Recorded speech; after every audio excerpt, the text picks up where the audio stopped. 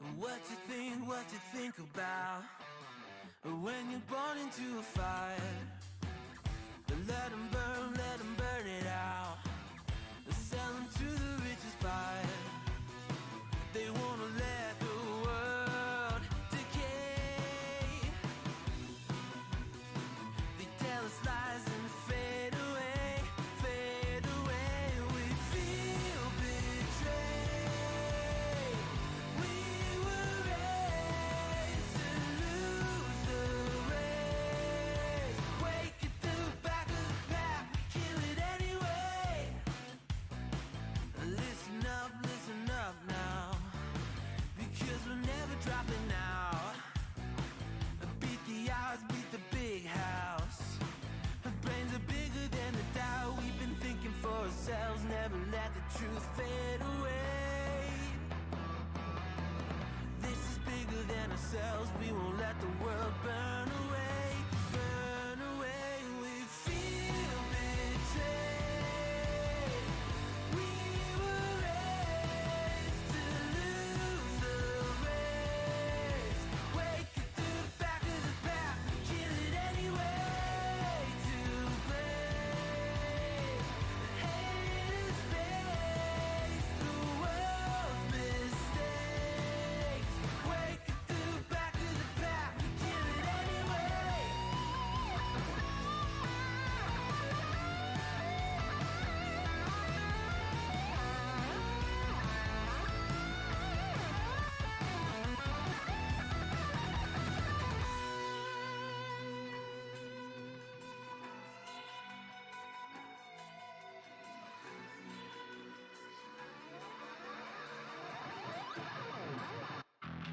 And we feel betrayed. We were raised to lose the race.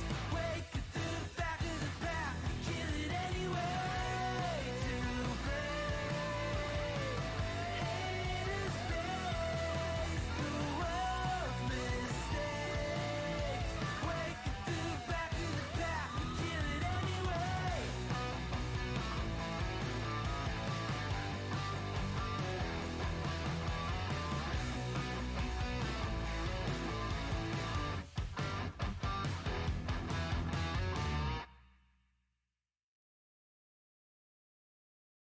There once was a ship that put to sea. The name of the ship was the Billy O.T. The winds blew hard, her bow dipped down. Below me, bully boys blow. Soon may the wellermen come to bring us sugar and tea and rum. One day when the tonguing is done, we'll take our leave and go. She'd not been 2 weeks from shore when down on her a right whale bore. The captain called all hands and swore he'd take that whale in tow.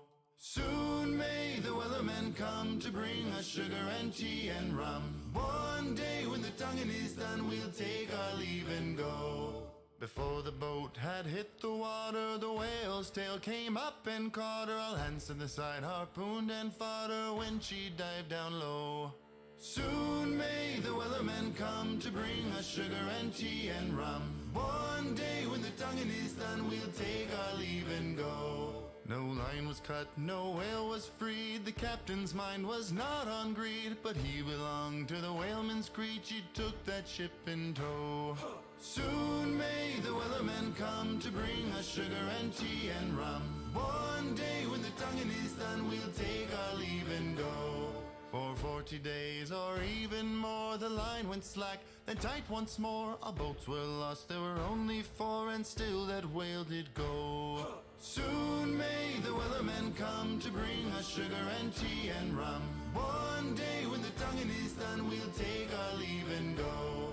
As far as I've heard, the fight's still on. The line's not cut and the whale's not gone. The wellerman makes his regular call to encourage the captain, crew and all. Soon may the wellermen come to bring us sugar and tea and rum.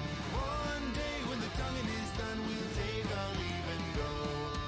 Soon may the wellermen come to bring us sugar and tea and rum. One day when the tonguing is done, we'll take our leave and go.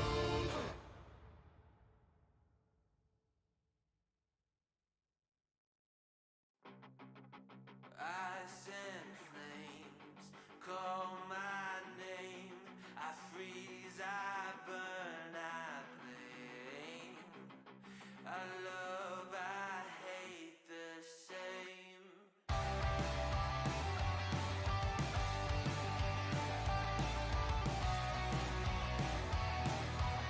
So, hi guys. Oh, am I loud? Aren't we? So there you go. Let's put the music down. So we have still music. How are you guys? Oh, look at my green screen changing.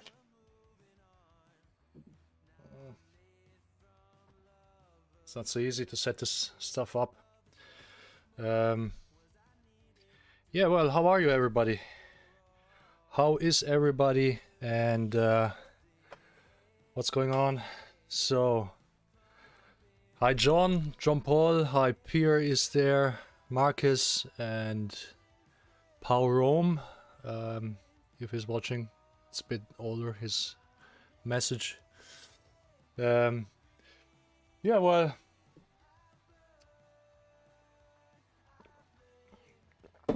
Come on. This side.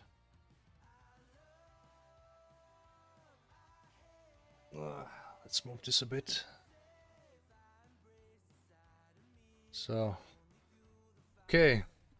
We're gonna talk about today about what? We're gonna talk about why don't you do Jeet Kune Do in MMA and prove that Jeet Kune Do works and blah blah blah and more blah blah blah. But before we do that, I want to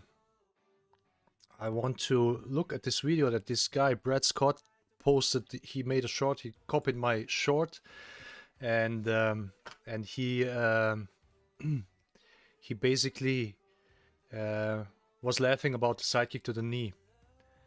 And what we're gonna watch is the comment section, because the comment section is hilarious. So let me just look for that.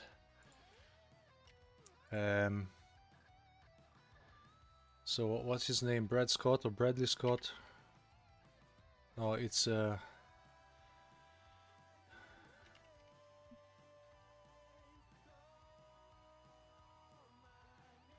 you go. So if I find that one. Oh, there it is. So, comment section.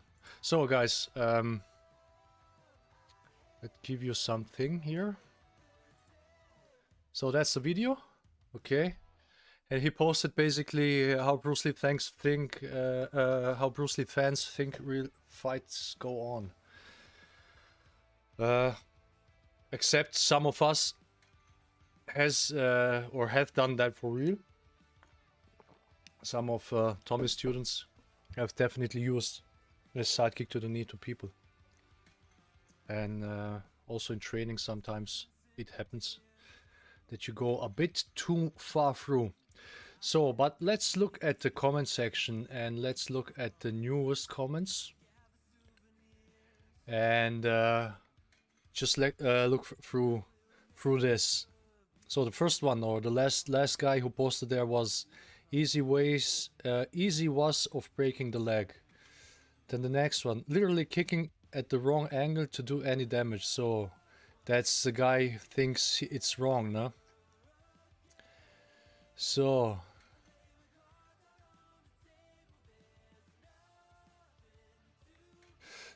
and if I don't end your opponent, it don't matter. Your opponent will think twice about coming forward. It's one of the best moves and it works in street fights. So if you know this move, it will totally fuck your... Am I allowed to say that? It will totally F your opponent. It's fail video trying to have a dig at Bruce Lee. It's a legit move. Next one. John Jones used this technique all the time. Well, did he? Or did he use the kick, the oblique kick with the back leg? Oh, let me fix the camera a bit. So, look too small there. Okay. The next one, I think whoever wrote that on the video can't fight, to be honest, and he's talking about this green stuff. Amazing, amazing, amazing comment section.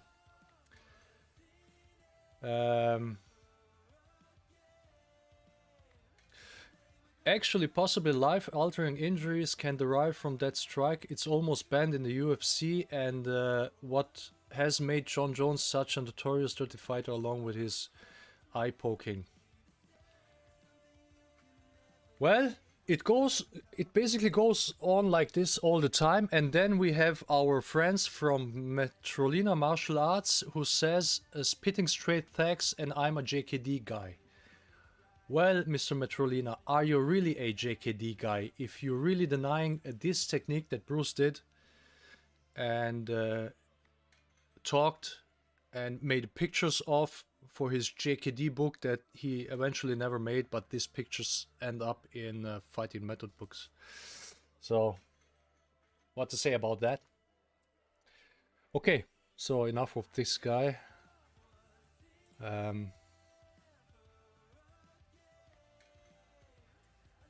Let's talk about doing MMA, doing JKD in MMA, or proving that how you would prove that JKD works in MMA. Okay. John Paul, he's not a JKD guy in the slightest. That's my opinion as well. Because I mean, everybody who watched what they are showing and their channel is basically MMA.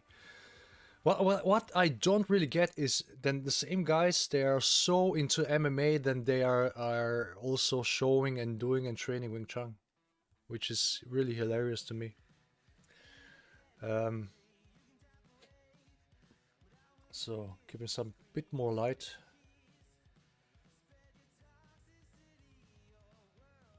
Is it too much? So, okay, which one? This side.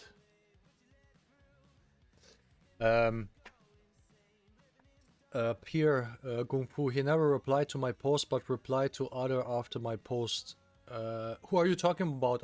About Metrolina guys or Brad Scott? Axel Stone, who isn't a JKD guy? Yeah.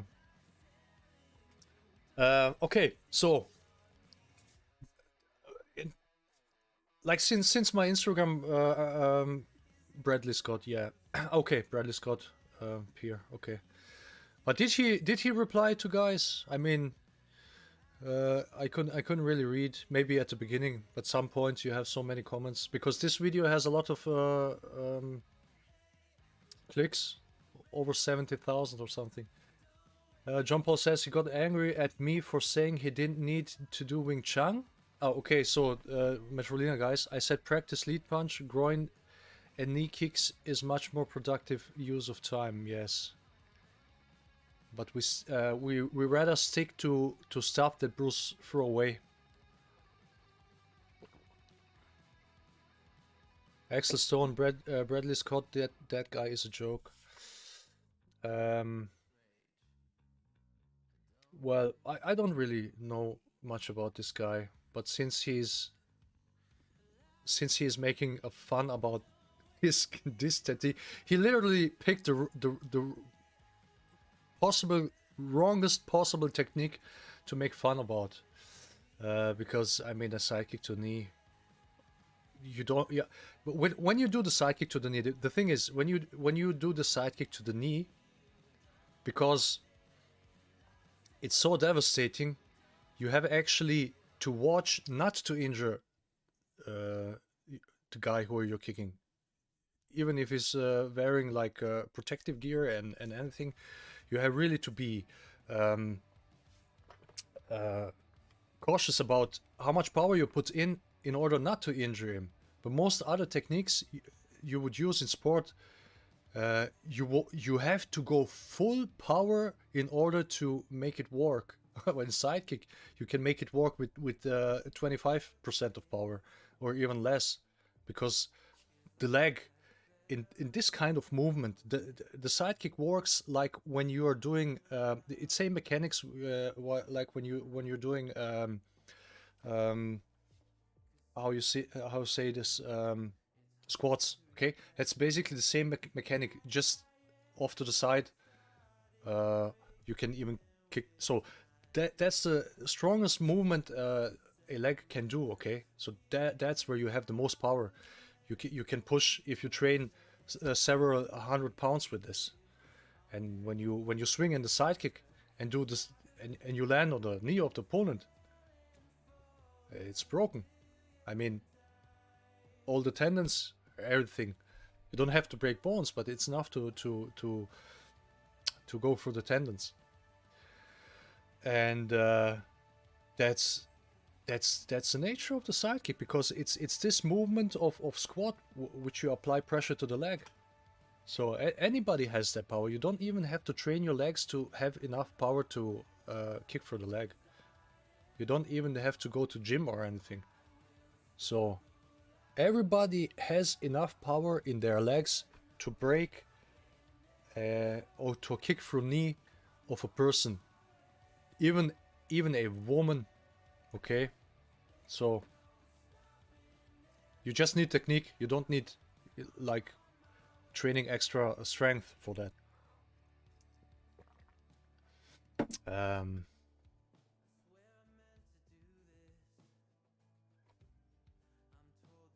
Of course, you can practice whatever you want. John Paul says, I'm not saying you can practice Wing Chun, but if you do Jeet Kune Do, if you want to stick to the principles of Jeet Kune Do, like I said in my post, I don't care the people who don't like Jeet Kune Do or don't like Jeet Kune Do principles, who don't actually train Jeet Kune Do. Okay, so they train different other martial arts or whatever. So I mean, if I don't train Aikido and I say I don't like Aikido, or I think Aikido doesn't work, I mean, it's okay. But now imagine a guy trains actually Aikido, okay, and he doesn't believe in Aikido principles. So that's basically what's happening in the Jeet Kune Do world. There are people who are actually claiming they do Jeet Kune Do, or have Jeet Kune Do schools and everything. And then all the principles that Bruce set out for Jeet Kune Do and for the training and techniques and how you should apply, how you should do and whatever, they don't believe in that. So they rather take MMA or things that are rather popular. Because you see, when you see how in the concepts line was talked all the years, the most popular arts were used in the training. In the 80s, it was, of course, Wing Chun and Thai boxing. And in the 90s, then there came Brazilian Jiu-Jitsu to this. And all what's popular, then this going to find a place in the school. So which from the side of business is not stupid, okay? But then you can say you teach Jeet Kune Do, and then you come up with stuff like, well, Jeet Kune Do is the basis for everybody, and then on that basis you like put other stuff on. You add on, like, which is rather funny. Guys, let me try something here with my this is my camera, I think. Yeah, that's the camera. So I just want to do something.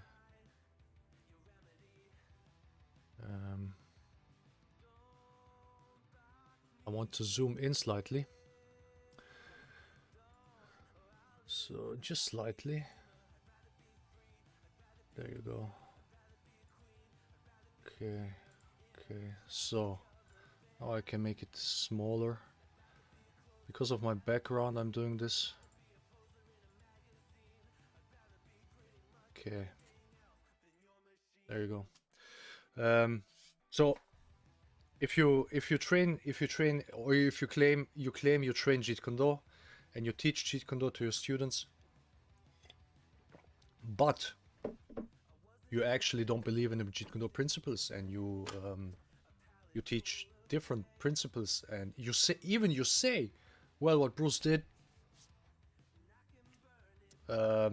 is outdated. How can you claim you still do Jeet Kune Do? Then you should say, okay, I don't believe in Jeet Kune Do anymore, I teach something else, and that's it. And I don't really think that Jeet Kune Do as a name or Bruce Lee as a name is really that much of a money magnet. So I don't really know why people just don't then discard Jeet Kune Do and just teach something else, or just name it as they teach it.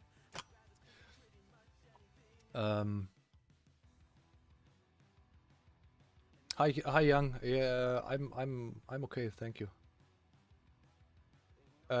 Axel said it's almost like they are scared to speak up in defense of JKD. Bruce. No, the thing is, I'm gonna explain you what actual reason is what's happening. So for the past let's say like 40 years, so end of 70s, beginning of 80s, Jeet Kune Do concepts had always the same idea. So they always trained Kali and they mixed different martial arts. So Inosanto really never talked JKD as JKD. And maybe he did show one or two drills or maybe some techniques from actual JKD. I really don't know how much he was at the late stage, into the late stage, like fencing and everything. And this went on for like 10, 20, 30 years. And then Ted Wong came up and he was complaining about what was talked as JKD, and that there was the interview from Howard Williams also where he said that stuff that is passed on as JKD is spreading like a cancer. So there you have the same idea where people started to speak up against this kind of teaching and passes JKD. And then eventually Tommy came, a guy who's really skillful, has skill, and he was probably he's still the loudest one. And now when you have talked all the time like this, mixed martial arts actually as JKD, now you cannot suddenly say, well, yes, that's right, we did actually didn't teach Jeet Kune Do the last 30 years. So they have to come up with some stuff, so how to excuse what they have been doing all the past decades. And the most easiest is to say there's no JKD. JKD is just a philosophy. So basically, that's a free ticket to do anything. And most of these arguments they're using, which we went through a few streams back, have the same purpose, just to make JKD not as actual martial art. And that's also the argument. Well, the people who do Jeet Kune Do or original Jeet Kune Do, they are like they're doing the fixed pattern, but that's not what we do. Okay, so that's not how original Jeet Kune Do is trained. And well, therefore, I mean, instead of telling, well, okay, you're right, we have been doing it wrong since last 30 years, you would lose all your students. And like I said before, I heard that, I don't know if it's true, somebody told me that years ago, like more than 10 years ago, then when the fighting method books came out, it was like 1978 or 77, somewhere around that line, that apparently Inosanto lost a lot of students because they got the book and they went through the books, because there were 4 smaller books, okay, and then they saw they never trained the stuff like that, and Bruce made photographs of Jeet Kune Do and had the idea to make the book, which he never did, but those photos then end up in the fighting method books, so they used it. So the Jeet Kune Do didn't die out. Okay, so the fighting method books were made for purpose that so Jeet Kune Do doesn't get lost. And these books or this material is around since I'm born, and Jeet Kune Do is practically still lost. Okay, so that's funny how people just ignore some facts. Okay, and they just turn the facts in their favor. That twist things. But that's not specific in Jeet Kune Do. You can see this in politics a lot, which the same principles are applied here as well. Axel Stone, your comment disappeared. Which comment disappeared? Bruce told Jerry Poteet and others not to mix what he was teaching. Yes, that's true. There's I have the photograph of that letter. Let me see just where I have that.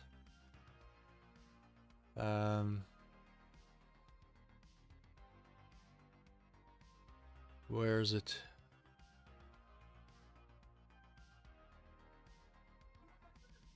So apparently, oh, there. No, that's something else.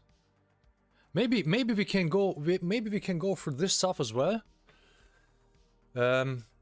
If I because this letter is in one of John Little's book, and I have that book downstairs. So, but I think I didn't make a photo of it. I didn't make a photo of this. Can you see that? What picture is better quality? This is better quality. So, let's look at this. Okay, so let me make my. Oh my! It's okay when I'm so big. So. Okay, so this is basically Jeet Kune Do, the way of the stopping fist. That's a writing of Bruce Lee, which John Little had hands on his notes, and this is pretty old stuff. Okay, so late material. And then you can see here Jeet Kune Do. Well, this is definition of Bruce Lee. What Jeet Kune Do is: the way of stopping fist or intercepting fist, Chinese boxing. From the Junfang Kung Fu Institute. Okay, so the institute called, or the name of the institute was still Junfang Kung Fu at the time when he did that. So the meaning of Jeet Kune Do, stopping, intercepting fist or style. So it's not just fist, so you can stay intercepting style, and Do is way or like in Japanese as well, way or ultimate reality. So then you have three principles. Okay, so three principles: simplicity, non-classical is the first one here, directness. Okay, so we have directness, and then we have simplicity. So not everything I can read there, because it's like I can't read the handwriting, but let's see what we can read. So non-classical. So I can't read this one. Is if anybody can read that, just write it in the chat, please. So then we have here non-classical. So unrealistic, no, hashtag is no, okay, like number. No unrealistic footwork. Okay, non-classical, because in classical martial arts, like in Kung Fu and Karate, you have a lot of these katas with unrealistic footwork. No mechanical movement. What this means, or bodily maybe. I'm not sure what he means with there's no mechanical movement. Is it's not like this mechanical movement similar to unrealistic movement. Okay, so aliveness. No whatever of movement, like I don't know. Okay, so, but basically non-classical is not doing unrealistic stupid stuff, meaning is mechanical footwork, body movement, and what does this mean? Something of one's fluidity. This here, okay. This could be fluidity, yeah. Like also the copy is really bad, so you can't really see it that. So, and this is no system asymmetrical mess, maybe? I don't know. Two-man cooperation. Okay, so where you just typical training in classical martial arts is where two men cooperate. So when you know, like karate guy comes with a tsuki and the other one goes here and here. You can do this, you know, like for beginners, and but with the time you should train spontaneous. And then what is this? Comparison of, then you have same word here, like here. That's I guess the same. Form and broken rhythm. Okay, so broken rhythm, probably that's missing. Shadow boxing in Western boxing. So no, that's actually missing. No broken rhythm, no like shadow boxing in Western boxing. So that's all what's missing in non-classical martial arts, and no examples of Bob Hayern. What is that? I don't know. No robotic or unrealistic, says John. Where was that? It was somewhere here, right? Okay, and then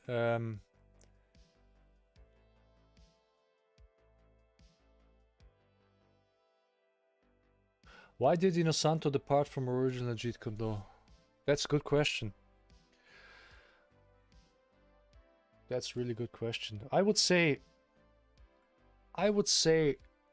to be honest, I think he never believed in that to begin with. Right? So he trained with Bruce as long as Bruce was around. And he also talked in the LA school. But if he truly believed in the art, like me, I believe in the art and I train, and I don't train anything else. But he was still training like Filipino martial arts, for the reason because he's a Filipino, okay. So I wouldn't care. I wouldn't care if there was a German martial art or Serbian martial art, and I'm like half, and I would abandon Jeet Kune Do and train those arts because of my nationality. But I don't care, you know. I train because, like, my thinking is I want to train what's most effective. I don't care about styles. And when you care about styles, you can't really train Jeet Kune Do, okay? That's the reason. So my conclusion is that he really never believed truly in the art to begin with, because he himself, he said always, he said just Jeet Kune Do worked only for Bruce. So that's to me saying I don't believe that Jeet Kune Do works for anybody. I don't believe in Jeet Kune Do. Basically what he says. So Nick, I think many alleged Jeet Kune Do academies that come from concepts line, what they teach is more Muay Thai, Brazilian Jiu-Jitsu. They look like MMA. Yes, that's true. I mean, that was always like that. Back in the 80s, they talked Wing Chun, Filipino martial arts, all kind of Filipino martial arts, Muay Thai and boxing. And because in the 80s Muay Thai was really popular, which you can see in the movie. What's the movie name? Kickboxer. Okay, and you can also see in the Bloodsport Muay Thai guys.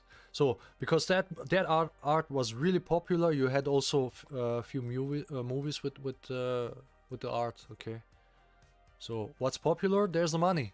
Okay, you understand that? So what's not popular, you can't sell shit, even if it's working the best. Okay, so let's see what we have. So the next one is directness. What is pretty easy. So no passive defense. That's an important one. What does that mean? No passive defense. So you usually when your defense is always a counter. So when opponent attacks, you should counter him. And how you do that? So you can intercept, or you can do the free like before, during, after. but you should do the counter, because if you always you just passive, you basically let your opponent attack and you don't attack back. So when you let him attack, the chances are higher that that you get hit. Okay, so because you can't evade all the time and not get hit, especially if you don't have enough room, like in a ring or in an octagon, you know. Eventually you're against the wall, which you can see even in these fights. The best fighters are actually those who can counter, and they just don't just put their hands up and let them get punched, but they actually evade and punch back, kick back, whatever, or intercept. Okay, so they have what you need for that is a good timing. So no passive defense. I can't read that. What is this? Beat? Efficiency? Considered? Is considered least efficient. Ah, okay, so no passive defense. Blocking is considered least efficient. So, for F's sake, here it is. Blocking is considered least efficient. Do you see this? Okay, do I have to translate this? Blocking is considered least efficient.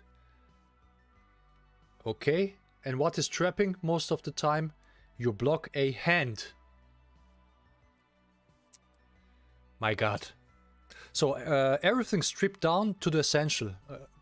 Okay, so what we are saying, what Tommy is saying, here it comes from Bruce. Everything is stripped down to the essential. He is describing here Jeet Kune Do, okay? So then he has also a few examples what you shouldn't do. No. Well,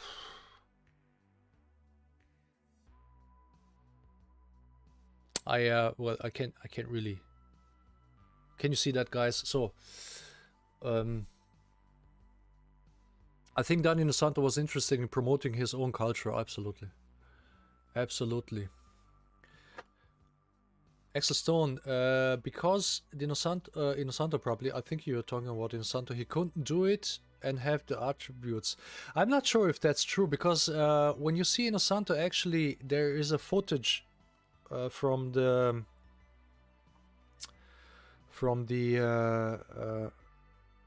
last movie of Bruce, where Inosanto was recorded to do a few stuff. He looked actually pretty good in this, so I'm not sure if he didn't have attributes. I mean, if you don't want to train something, then the best talent is not going to help you. Okay. There's an interview with Joe Louis set next to Inosanto, probably around the 2000 or 2001. Joe said to Bruce, to Dan, Bruce, most people won't be able to do this or something along those lines. Yeah, could be. Yeah, most people don't want to put time in it.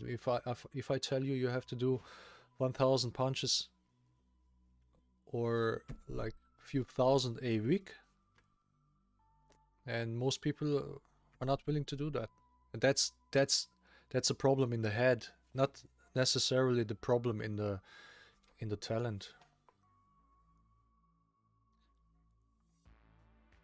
I think he was talking about straight lead or something, because Bruce was so fast and non-telegraphic. Yes, the straight lead is probably the hardest punch to learn, but once you have learned it, it's really hard to counter.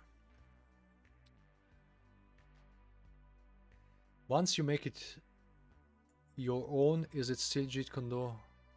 So the question you have to define, what does it mean you make it your own? So to me, making it my own is like making it my second nature. Okay, but like doing some stuff, you know, and then calling it Jeet Kune Do, and you say it's my Jeet Kune Do. No, it's not. It's not. It's your Tarik Kune Do, okay, but it's not Jeet Kune Do, because you know, everybody can come up with some martial arts, but you know, it's not gonna be Jeet Kune Do probably, because it's less effective, less efficient, and it's not this year. Okay, so what we have here. Sorry guys. So okay, so he has example of, oh man, I mean, reality in its whatever. So then we have simplicity. So daily minimize instead of daily minimize instead of daily increase. So there you go. So there you go. Being wise. Okay, so that's his quote. Being wise doesn't mean to add more. Being wise means to be able to get off and be simple. Okay, so we know this this quote, how it goes. So being wise in Jeet Kune Do doesn't mean to add, it means to minimize. In other words, to hack away the unessential. So that's simplicity. Okay, so that's totally opposite of what concepts guys are doing. Okay, so if we would sit here in front of a court, okay, and then you have us, and the opposite side is a Jeet Kune Do concept side, and then we provide these proofs. So any jury or any how you say, any judge would go through this, and he's gonna say, well, guys, I mean, it's here on the paper. There's no discussion, okay? It's everything is opinion, but when it comes to facts, you have the facts here, okay? The 3 stages in Jeet Kune Do: sticking to the nucleus, liberating from the nucleus, and returning to original freedom. Okay, so, and then that I know this one. So before, so what this means is basically, so when you start to train Jeet Kune Do, okay, you have to learn your mechanics. Okay, so you have to learn your mechanics. You have to inner your mechanics. These mechanics have to become your second nature. So that's basically here the first stage. The second stage is then you liberate from that. Okay, so you don't have to train as much mechanics as you used to as a beginner, and then you return to the original freedom before you started to train, so you don't have to think about this stuff. So you know, like as a beginner, when you do the side kick, you have to think about how do I do the shuffle, how do I do the kick, how do I move my leg, how is the footwork. And when you train a lot, when you go for the first stage and for the second stage, you don't have to think about it. It's like second nature to you. It's like walking. That's when you reach the freedom. And the explanation for this is before I studied the art, a punch was not just a punch, and a kick wasn't just a kick. And then after I studied so before I studied the art, so a punch was just a punch and kick was just a kick. After I studied the art, a punch was no longer just a punch because there were more to it, okay? And a kick wasn't just a kick to me because there were also more to it. But, and you can see the third one. The third one says, after I understood the art, a punch was to me again just a punch, and a kick was to me again just a kick. So that's how you have to understand these 3 stages, because you train, you repeat, you run to the extreme, then you apply, and then you have your freedom when you don't have to think about it. It's not okay. So but it's basically in any martial art like this. That's not specific to Jeet Kune Do, but this is more important. Okay, simplicity, directness, and non-classical. Okay, and these 2 things, directness and simplicity, only if you have these 2 things you can achieve, you can reach efficiency. Okay, if you're not direct, you're not efficient. If you're not simple, you're not efficient. If you're simple but indirect, but this actually doesn't work without this one, if you want so. Okay, let's get back to proof that Jeet Kune Do works. Go in a fight in MMA. The most stupid argument. So here's the thing. So there are many aspects of this argument which we have to talk about. So let me just click this away. So let's go to our editor. So where we can type in stuff. Okay.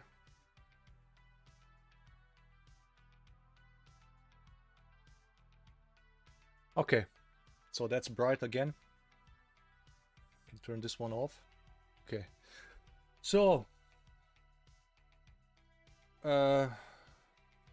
go fight in MMA, prove your JKD. So here's the thing.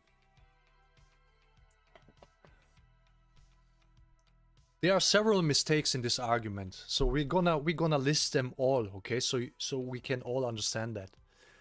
Go fight in MMA to prove your Jeet Kune Do. Okay? So first of all, what do I when I go from myself, okay? So the obvious difference in the kicks is far more than in hands, because how do I train my kicks? I train my kicks mostly to reach the groin. Kicks, groin and knee.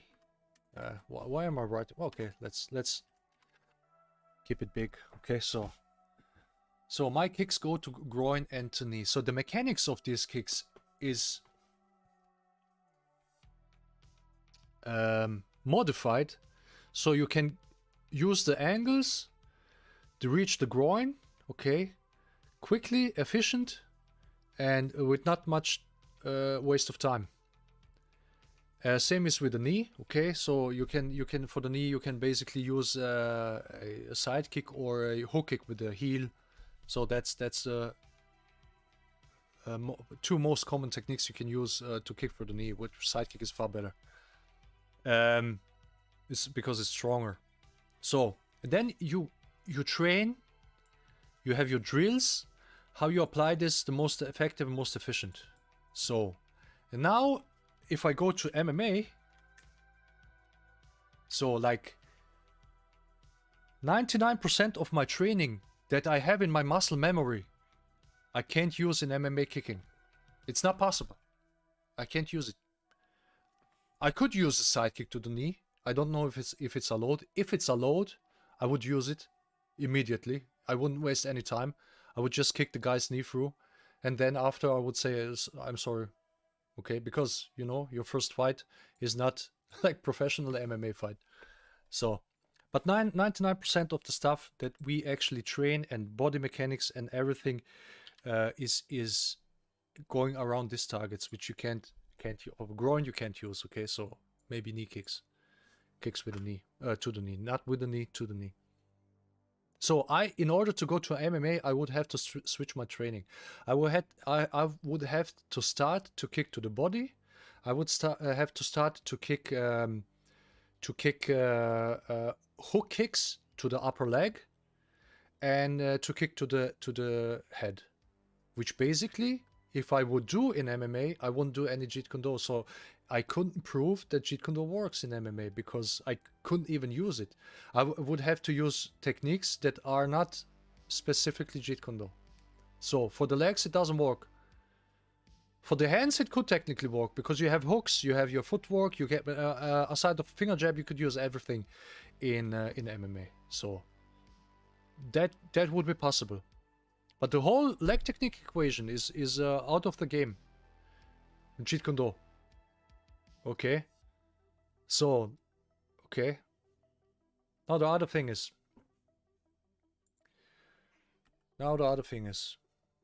So what people forget. So somebody who trains Jeet Kune Do. Most people are Jeet Kune Do concepts people. So 99% of Jeet Kune Do practitioners, from what you could pick somebody to go to MMA, do actually MMA and not JKD. So there's only 1% left, probably even less. 1% of people, okay, where is it? There. 1% of JKD people who really train JKD. And of this 1%, how many of those train actually at the professional level? Okay, none. Most of the guys who do actually train original Jeet Kune Do, you would find in the IFO, and most of them are trained by group leaders, okay, and they train maybe two times a week. So like my students, okay, most of my students show up once a week. So these guys are out of equation. So that's the point where the style doesn't make any difference. Okay, so when you take a guy who trains once a week, and you take a guy who trains 7 times a week, if the style that is trained 7 times a week isn't really totally nonsense, okay, the guy who trains 7 times a week is going to win probably any time over a guy who trains only once a week. Doesn't matter style, okay. So that's how you never find the people, Jeet Kune Do people, go to MMA. Especially if you have a real Jeet Kune Do mindset, you train for the street. I mean, just really, to tell you the truth, if somebody came to me and said, "Come I want to fight you in MMA," and he would stand in front of me, I would say, "Why? Attack me now, and I'm gonna show you." So, but I'm gonna defend myself. So don't count on any shit. Okay, but this is also pretty risky. Everything in sense of law and getting sued. At the end of the day, this MF is going to sue you. Okay, imagine he comes to you and you eye jab him, and he loses his eye or anything, and his career is in the end, and then he sues you. Go F yourself. So that's stupid. This is so stupid on so many levels. I can't even explain how you cannot do this. This is like I'm telling to a MMA guy he should go fight a boxer in the ring. By boxing rules. Okay? Go fight a pro boxer in boxing. That's the same. He's going to lose because he has to limit himself to the style of the guy who just trains the style. That's no brainer, okay? So the most people who argue with this, they don't put enough thoughts in this. So it's probably that their mother is still wiping their ass off in the toilet. So stupid. Let's put this away. So let's say guys, what do you have to say?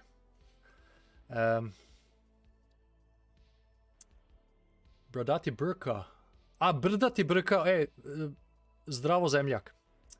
Let's make pause. Jeet Kune Do use about 60% of Wing Chun, other 40% Bruce took from all people who challenge him like boxing, Muay Thai. So, okay, so this is not true. I'm gonna explain you this. So Bruce said in a to Mito Ohara, I think he was it because I wrote it in a black belt book. Mito Ohara was writing that, I think. So what Bruce said about Wing Chun is how Wing Chun relates to Jeet Kune Do. He said basically Wing Chun relates to Jeet Kune Do like a core to its apple. So it all starts with a core, okay? And then the apple grows around the core. And at the end, you take out the core, you throw it away, okay? So Wing Chun. And what's left is the apple. So that's basically Jeet Kune Do, okay? So of course everything started with Jeet Kune Do because he was doing just with Wing Chun, because he was just doing Wing Chun. It's like me before I did before I started to train Jeet Kune Do, I did karate. So imagine I was Bruce Lee and I was doing karate before I developed the JKD, and now people say, well, JKD is basically karate, which is not true. Jeet Kune Do has so little Wing Chun left in it. And what most people identify as Wing Chun in Jeet Kune Do is actually related to fencing. John Paul, no, it's closer to fencing and boxing. Absolutely. Absolutely. So, Tariq S, if you fight on every level, it's MMA just without the fangs. In my opinion, MMA has pretty bad punching and bad kicking, if you ask me, because they do so much ground fighting, and ground fighting is preferred by the rules. They have no time to develop actually good punching and kicking techniques, and also the coaches there. Like, look at the coach who he coached Ronda Rousey boxing, man. He himself was terrible. Eye of the Tiger. Tariq S, then you don't know what MMA is. MMA is... I tell you what MMA is. MMA is basically Muay Thai with Brazilian Jiu-Jitsu. And then, or boxing, or kickboxing. Okay, so some kind of standing art. Whoever is the coach and whoever is training the guys, every guy has a different coach from what punching style he comes. But remember, the more you do, the less you are proficient in those arts. If you do 5 different arts, you probably is gonna suck in all those 5 different arts, because you can only train so much in your daily life, especially as an amateur. Okay, you can train 24 hours a day because you don't have this energy. Okay, steroids and everything, these guys take everything what they can, so to be able to train more. Okay, don't forget that. And but still, you have to part your resources of your body to different training aspects. Yeah, you're not gonna have a good soccer player and at the same time a very good basketball player. The guy who is only playing soccer is going and he puts same amount of time like the guy puts in soccer and basketball together. The guy who only trains soccer is going to be better in soccer than the other guy who does 2 things. That's nature of animals or humans, okay? So you can't train 5 different things and be excellent. And so, and also most people who also don't forget, most people who dominate in MMA are really good in one aspect of fighting. Either they are really good kickers, or they are really good punchers, or they are really good grapplers. Okay? But very rare it's somebody who is dominating can all 3 things very good, because that's not possible. That's not how things works. And now you have to define what aspect is the best for street fighting.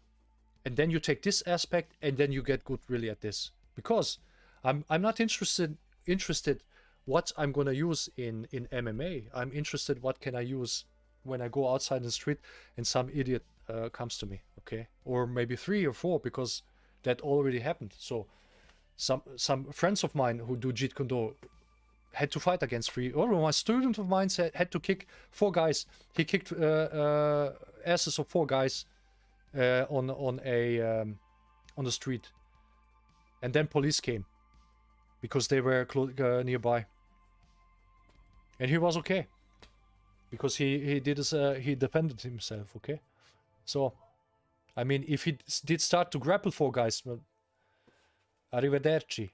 Okay, you're gonna die probably. So prove me wrong.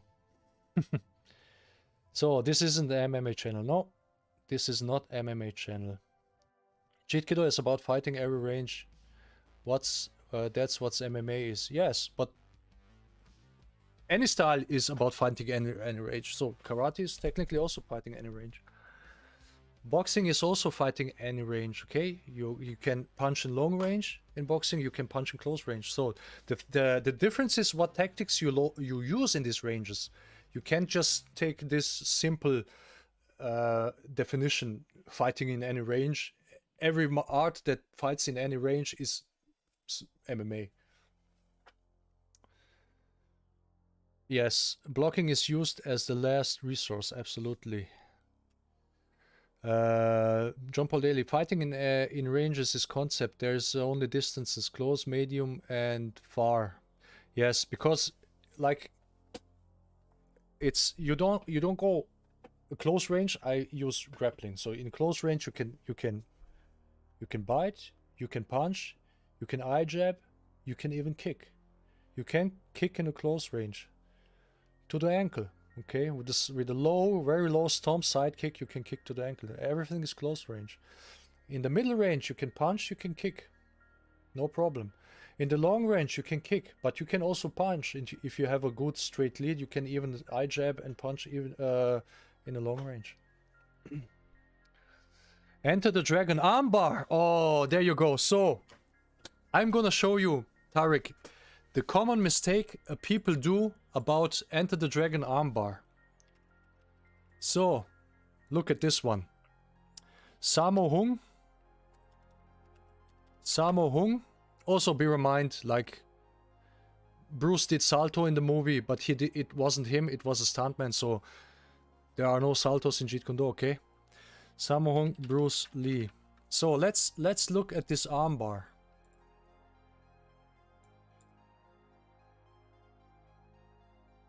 Let's look at this armbar. Let me put this here. Okay.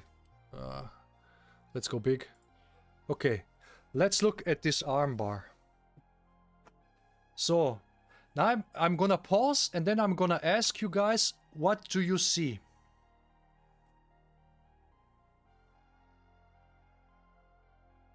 What do you see here? So, come on, everybody. What do you see in this picture? Okay, so let's go a bit further. What do you see in this picture as well? What do you see in this picture? What does Sammo Hung do here? So let's go back.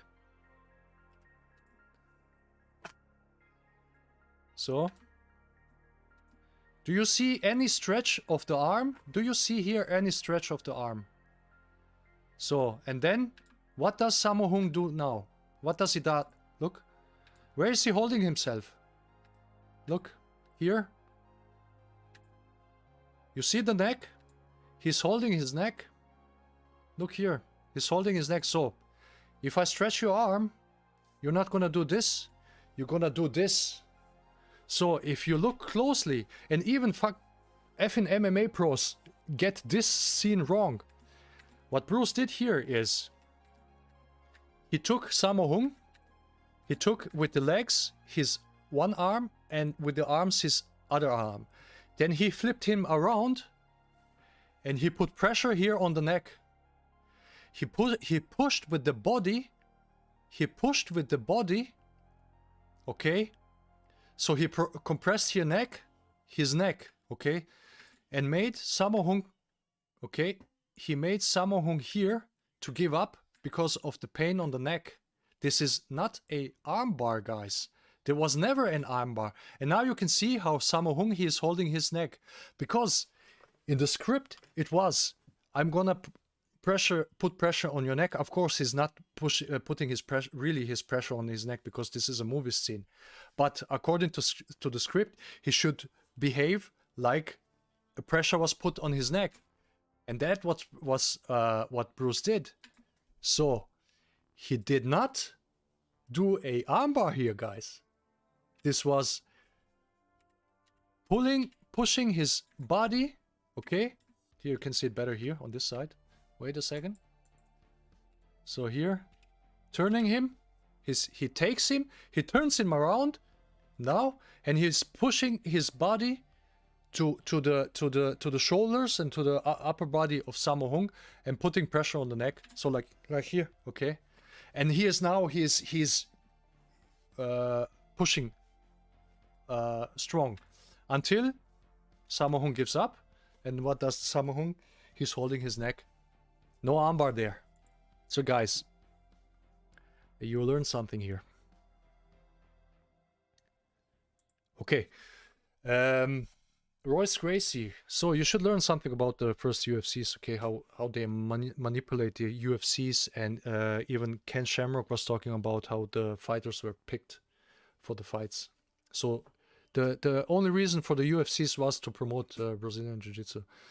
And people ate it all. Even me, even myself. I watched this in the 90s, 95 and everything, and I wanted to start grappling myself. I was one of these guys as well. So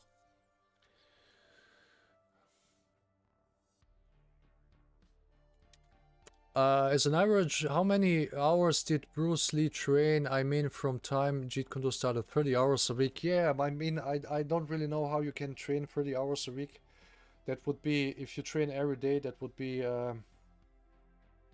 like more than 4 hours a day. But he definitely didn't train Sundays, so he should have trained like 5 hours a day. Well, I mean, even if I was 18, you go for a run, let's say 45 minutes, and then he did ride a bike, maybe for another hour, and then you kick and punch. Maybe for another hour or two. And weightlifting. I probably, if you count your breaks, maybe you can come to this. Yeah, but that's a lot of training time. A lot of training time.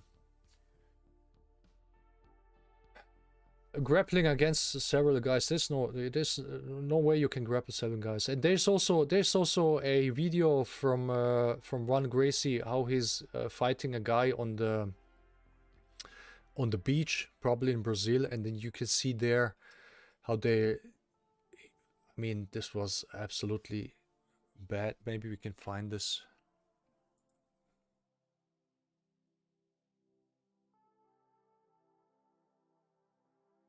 Oh, that's it. So you can see how effective this is. Okay. This is Rickson Gracie. Let's go big here. So you can see, I don't know which one he is. Look, oh, that's a professional punch. That's Rickson here, I guess. So now this guy is taking his shoes off. And now they're gonna fight. Are they fighting? They're already fighting. So look. And now time to fight. So look, now he's going. And I guess the other guy is not even trained. And how much time? And if I was if I was the guy, I would just have kicked him in the nuts, and this would have been over since 30 seconds already. But if you're a grappler, you do this, and there's a cut.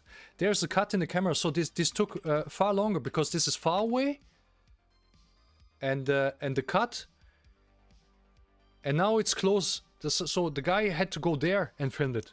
So because that's not just 30 seconds. It's probably doubles as much. So look how much time this takes.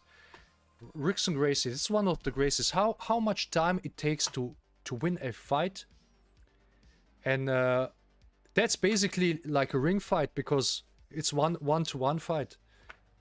Still not finished. It's still not finished. If I do this on the street and there are 3 or 5 or multiple opponents, I'll be already dead because they would stomp me to the dead. Look, they're still fighting around. Look. This looks to me like 2 guys who can't actually fight. They punch, they swing, and this takes far too long for a street fight. Far too long. The video is only 1:30 long, but this all took probably more than 5 minutes. More than 5 minutes. So that's another one. Okay. Imagine it was Bruce Lee. This fight would have been over since decades.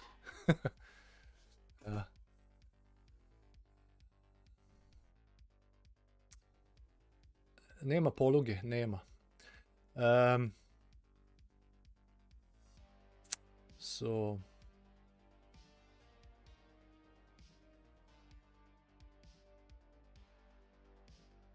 So finger jab to arm, drag, rear naked choke. Beautiful. Use what's useful, discard what's you. So in some situations you can't use finger jab, but you can bite in the arm, because if somebody gets you here, you can turn around, you can bite in the arm, or you can bite if he gets you like this, you can bite in the body. But you can actually go here. You can pull his arm, which grapplers do this as well. If you get choked, you push your chin down and you take your arms here, and you try to release the grip. Now you can bite. But I'm gonna tell you something else. If I hold you in the choke and you do this with me, you know what I'm gonna do with the second arm? I'm gonna go into your eyes. Okay? So if I choke you, there's no way you're gonna come out from this, because I'm gonna attack your eyes. And probably before I choke you from behind. It's far more effective than any choke. So there you go again. There you go again.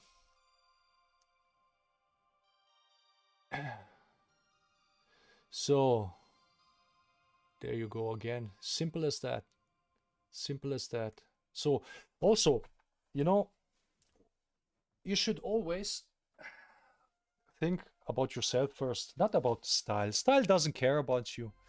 The guys who teach you the style, they don't care about you. They just care about your money. Gracies don't care about you. They don't care about... They just care, like every organization care just about the money comes in. But you should care, how can you win a fight as quickly as possible and save your life? That should be your only concern and nothing else. So some people care about MMA or care about Wing Chun as if they were the ones who were the founder of these arts. You should care about styles. That's what Bruce never cared about, any style. He was just looking for more effective ways. And he had to name his art somehow.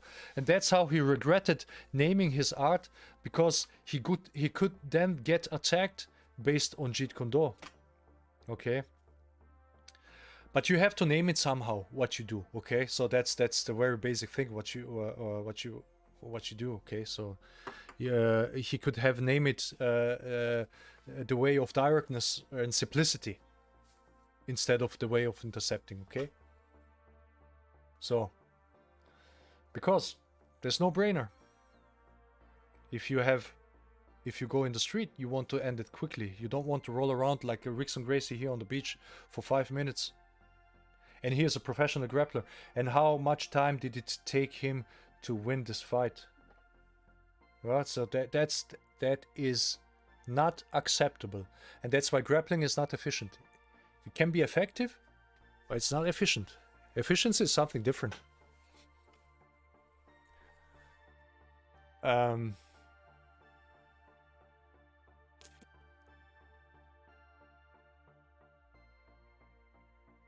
And even in the first UFCs, when the Gracie fight all these fighters who actually had no grappling experience, go back and watch it again, and how much time it took him to win the fights. Sometimes even more than 10 minutes. It took really, really long. So that's not applicable in a street fight. Okay, that's like having a gun and you have to shoot for 5 minutes in a person in order to stop them. This gun would be discarded in the military, so they would say that's bullshit. We don't need that. We need something that destroys the body immediately. So also, if you don't want to use it, if you want rather use less efficient and effective stuff, up to you. I mean, it's better for me. Should I ever face you in the street, I would be happy if you're a guy like this, then you give me actually time to defend myself.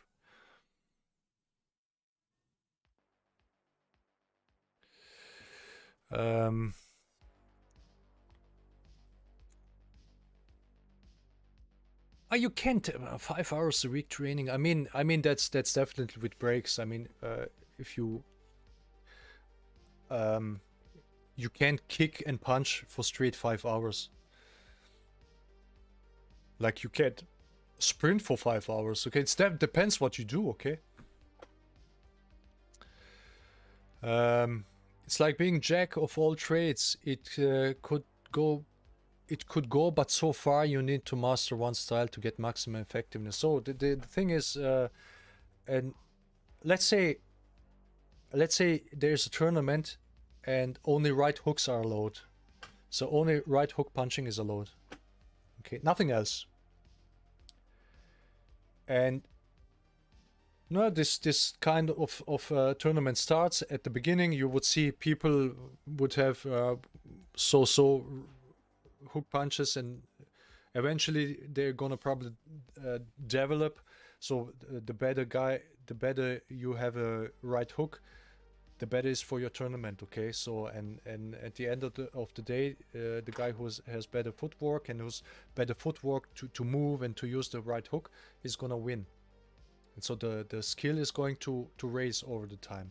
And when you just watch this, you're gonna say that's the best martial art ever, and the right hook is the best technique ever, because you just see that. Everything else is forbidden. Everything else is taken out of the equation. And in MMA, you have these restrictions where you can't go to the eyes, you can't bite, you can't. There's a list of 40 different things what you can't do, which favors basically grappling. Okay, and because it favors grappling, the people have to train grappling and apply grappling against each other. And then you watch this all the time and you think grappling is the best thing in the world. Yeah, but you don't think for yourself, yeah, of course, because I mean it's the best because you're forced to do this. And you can't do things that are actually very good to counter this. Okay, so that's how it's worked. Sorry for my English, no problem.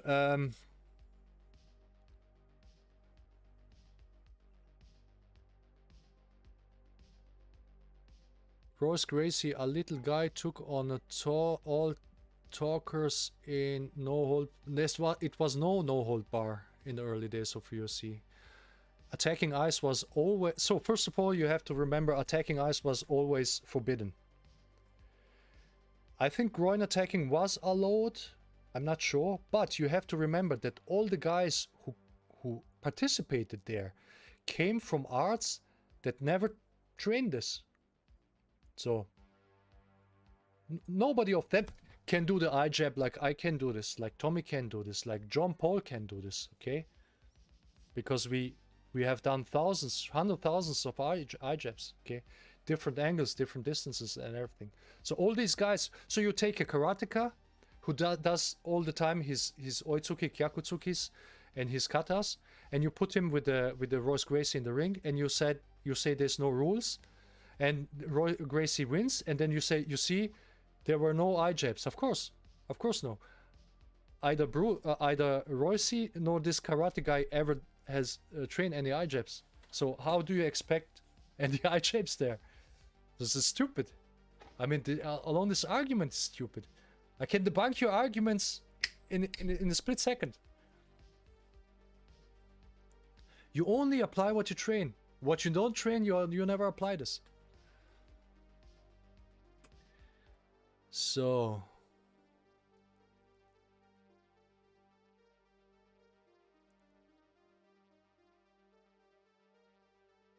oh, my chat just jumped.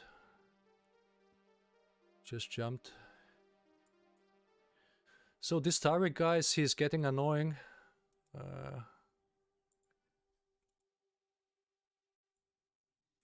So watch yourself, guys. So, Tariq, I'm gonna ban you here from the chat, okay? So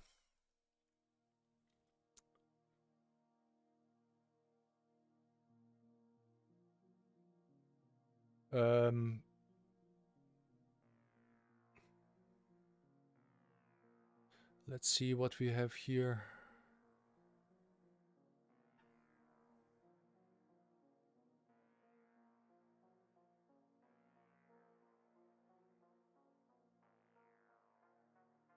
Kicking the nuts and eye jabs are the things, yes. But, like I said, if you never had done it, and you have never proper trained it, it's like punching. You can't. If you never train punching, you can't punch. If you never train eye jabs, you can't eye jab, sorry. That's how it is. Primary weapons, sometimes you use secondaries. Yeah, I mean, you can use a secondary if the opponent bypasses the primary. So Nick Thomas, if you continue applying pressure on the opponent's neck, like in the Enter the Dragon movie, would that choke him? No, you can break the neck. You know, like in the car accident, that was in the early days of Formula 1. They had helmets, and sometimes in the accident, when they drive in an obstacle in a car or something, because of the force, when the head snaps forward, they die because they broke the neck. So you can break someone's neck, like when you put pressure from behind to the forward, like you can break it to the back or to the side, as well to the forward. Okay, so that's what Bruce actually did. And then eventually in the Formula 1 they did use this Hans, I think it called like Hans device, where the helmet was connected with the chains to the back. So when you had an accident, so the head and the helmet just snapped so much forward, not all the way down, and the drivers didn't broke their necks. So you can break the neck and kill the guy with this. Okay.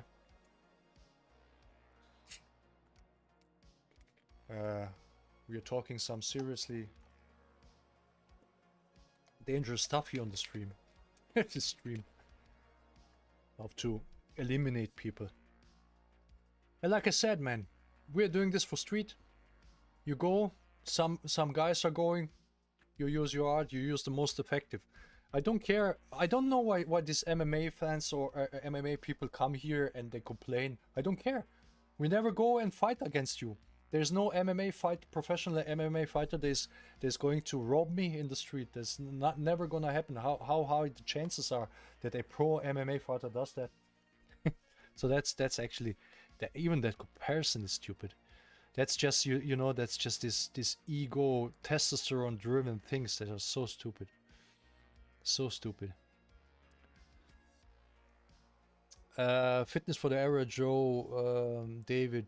Excellent clarification on the armbar. I was not aware it was putting pressure on the neck and Enter the Dragon. Yes, I that's the first when I was watching the thing, that's the first thing I noticed, how Sammo Hung was holding his neck because he was putting the pressure on the neck and he wasn't doing actual armbar. You can see he's not straightening the arm, and he was just holding.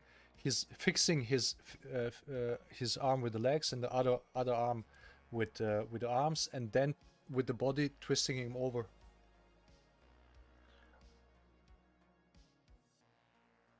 Yes, many martial arts forget their fancy moves or techniques in a fight with a lot of pressure, yes.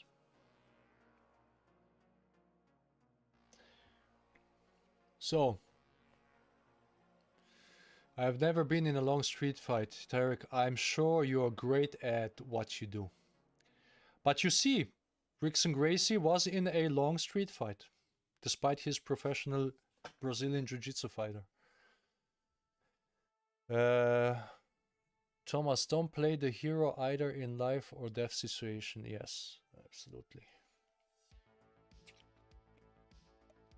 The best fight is one that's being prevented. How do you train avoidance? Simple. You see people on the one street side, you change the street side. that's the least you can do. Okay. If you see that they are monitoring you, you can turn around and go other direction and change and take different road if you want. But like I said, a friend from ours, he was in, I think he went from training back home, or actually from teaching, and he went. It was a train station or subway, I'm not sure. And he was walking, and in his path there were 3 guys holding beer bottles and drinking beer, like this classical thing you see in the movies. And when he came close to them, they just stepped across his way and didn't let him pass. And then he said, "What's the problem? You want to have some how you say in English? Do you have problems or whatever?"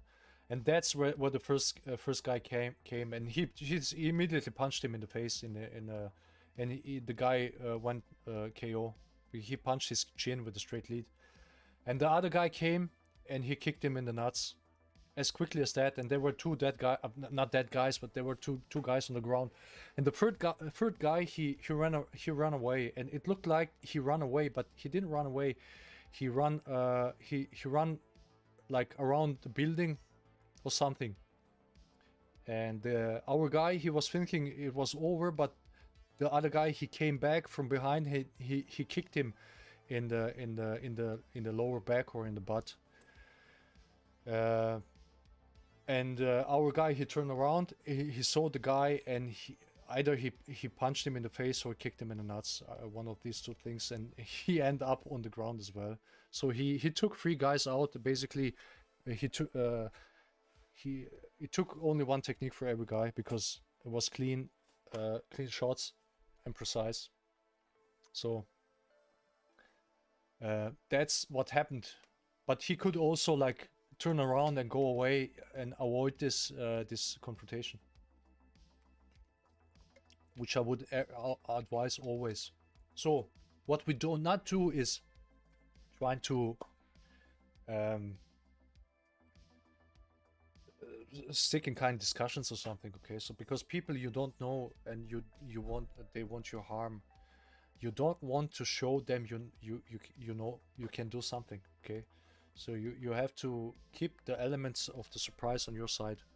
So the moment he closes in, there's a threat. Like these 3 guys, you know, they were standing in front of your path. They didn't want to let you go through. That's a threat. They close in, you attack.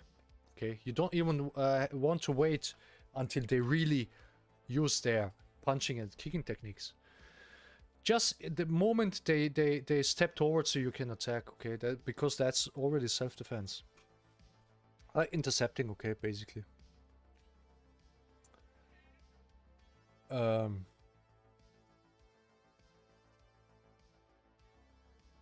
Bruce was able to do long hours of training because he did JKD for a living. It's I'm you know, okay, so basically what happened with Bruce is he was martial artist. People always say he was an actor, but Bruce, he wasn't an actor. He was a martial artist who eventually got into films, and only in the late years of his life, a part of the Green Hornet series. What he did most of the time is, I don't really know how he got into Hollywood, but before he got into Hollywood, he was basically working just a normal, okay, like dishwashing and working in the restaurant, and training in the breaks, and after that, and because they were all Chinese, they were training all the time together, I guess. And after he somehow came into Hollywood, I think that was after his Long Beach demonstration. Some people wanted to get trained by him, and so he started to train Hollywood stars like Steve McQueen. And imagine, basically, you would train nowadays Tom Cruise or you know, like Robert Downey Jr. or people like this who are very, very well known. And so he made pretty good money of it. And some from time to time he had also contracts to do some fighting choreography in Hollywood productions. So he made money off that.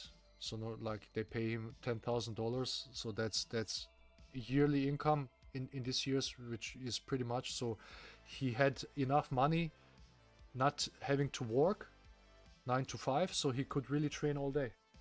That's how he actually trained on the professional level. Bruce trained on the professional level, not being really a professional in the sense of having to fight in tournaments, but having also this amount of volume of training. And Bruce also, he was very well taught in training methods, in also using isometrics and everything, you know, because he was more interested to make his tendons strong, not only muscles, okay? So he could deliver strong punches and kicks, where all these connections, joint connections, are strong. They have to be strong in order to be able to kick hard and punch hard. And like many people who knew Bruce, they said he was a small guy, lightweight guy, but he punched like a heavyweight. Because he put all this training into this as a goal to be the best. He wanted to be the best, and he did like I say, he wasn't interested in styles. He just was interested in good methods.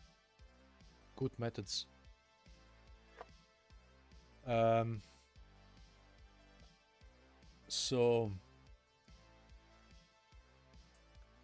even some experienced fighters struggle to finish fight quickly against a guy who has no martial arts training. Yes. Okay, let's watch this one, because I mean, this is a prime example of that. What time is it? Okay, so we have time. We have still time. This is a prime example of it.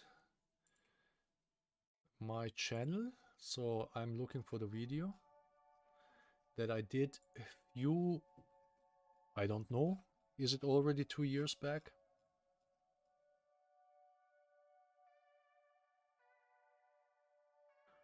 Where is my video?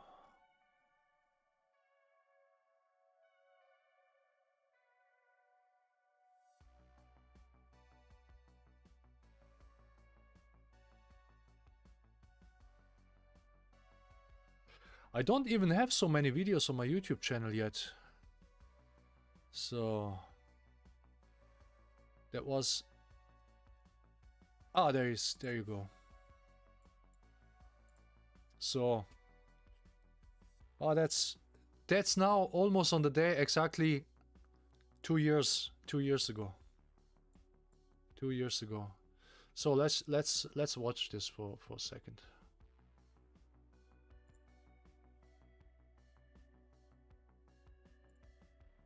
Okay.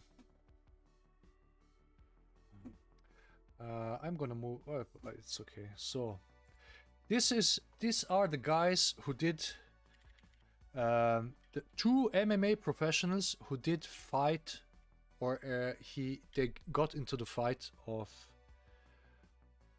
in a gas station in Brazil. So this is one of them. This guy already looks like MMA guy. No hair, jacked up. Okay, that's the one. That's him. This guy here. That's him. He's doing something to this girl. I don't know. He's telling something to her. Maybe something sexual. I don't know. And then she complains. And what does he do? You know, he probably thinks nobody can do anything to me, and he really punches her. I mean, to me, this is a punch. Look at this.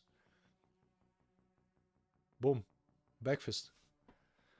And she's got friends outside. Okay, so just remember, this guy is a professional MMA fighter, and he wasn't alone. He was with a friend, with a friend there, who was also a professional MMA fighter. Okay, so now you have these 2 guys. This is the guy we were talking about, and this is his friend. Both are professional MMA fighter. And you have these two guys, and I think there's gonna be one or two more. And these guys are no fighters. Now watch. Mistake number one. Standing too close. Okay, that's the mistake number one. Okay, I'm talking here in the video. So that's the mistake number one. Standing too close. Okay, let's go forward. Come on, come on, come on. Okay. Standing too close. Okay, so that's typical. Standing face to face. Now imagine this guy or this guy has a knife. From this distance, you ain't gonna do shit, okay? And now he gets punched. You see? Training, no training, yes training, no training. From this distance, somebody punches you, you get the punch in the face. So a professional fighter just got punched from a non-martial artist. And there are at least three guys. You can see here one guy, and you can see here one guy, and you can see here the third guy. And now this guy is a professional MMA fighter. And now watch how he's gonna fight back. Look at his punches. Again, one.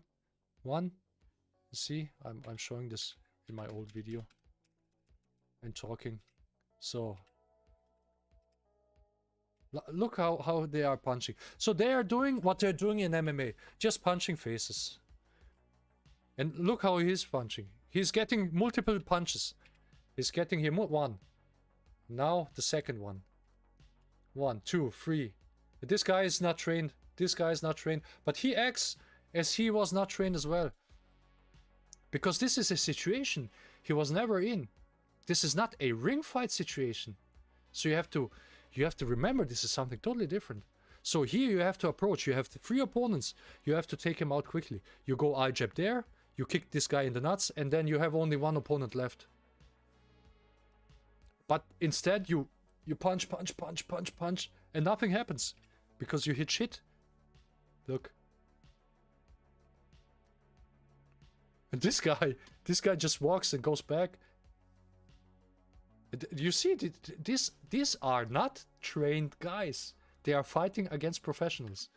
You would think, well, man, 1 second fight is over. But no. This goes on and goes on. It doesn't really stop. I'm talking much here. So, now here, look. Now here's, I mean, in this scenario, the bad guys are actually the MMA guys. But let's say they were attacked for bad reason. Then you see this situation. Look here. This guy's on the ground. He's standing there. What would I do in this situation? This leg would kick him immediately. But what does he do? What he learned when he always trained when somebody is on the ground. You can't go for the legs because in MMA and UFC. At the moment when someone's knee and hand touches the ground, you're not allowed to kick him in the head. He doesn't do this, and he punches him, you see, and he goes so. And now the same thing happens outside, and now you see weapons here. There was a weapon. Okay, here's a weapon. So let's go again. So look here, he's on the ground. Now he gets punched on the ground. He gets stomped on the ground, and this guy gets oh, I'm so far, so let's go here. So you see multiples. Now you don't want to grapple in the street because that's exactly what's going to happen. He's lying there, and now you see this one. Go again, and you see here he's playing soccer with his, and here you see this is he is playing soccer with his hand, and this guy, look, has a weapon, and he does, what does he do? He is over exaggerating to hit the guy with the weapon, and this guy stands like this. What would I do in this situation, guys? You have seen video of me. I would just sidekick the guy, but what does this guy do? Nothing. He doesn't even go back, and he gets hit with the weapon in the head. So again here, bam. Okay, now again, you see, I would just, in Jeet Kune Do you would sidekick the guy. So, Okay, these are two guys, both professionals, so they handled the situation very bad, and that's basically what happened. So, and once you realize that what you're training in MMA is training for MMA, and it stays in MMA, and it's built around the rule system of MMA. Once you understand that, you should be thankful to us actually clarifying this. You are not training for the street, because in the street there are circumstances they don't fit your kind of attacks and tactics. Okay. Question: why punch when you can eye jab? So here's the thing. What Bruce said. If you in a real street fight, real confrontation, if you have, how you see in English, say in English, if you can choose between a punch and between going to the eyes, go to the eyes. Okay, but you should learn how to punch as well, because for example, imagine you can't for some reason use the eye jab because you have maybe a problem with your fingers. You can only punch. Okay, then you have to punch, but in a real self-defense situation, you go for the eyes. The only reason why you wouldn't go for the eyes is some kind of moral reasons you have, maybe. You should always pay attention to your surroundings, absolutely. If anyone looks suspicious, you just alert bells, okay, go different route, or make sure you defend yourself. Tommy Noble, I think a lot of people judge Bruce Lee on their own limitations. Absolutely. So that's the funny thing. They say you can't eye jab because the eye is a too small target. What they actually are saying, they're talking about themselves, which is true because they have never trained this. Applying eye jab to the eye is one of the easiest thing once you have trained this enough. You can't also run as fast like you said, like a sprinter. If you don't train this, you can't. And they say that people say also that that's a good thing. Why train fighting? You can run. Well, at this moment, my right ankle is injured. I have problems with my right ankle. I cannot run fast, but I can still use my sidekicks.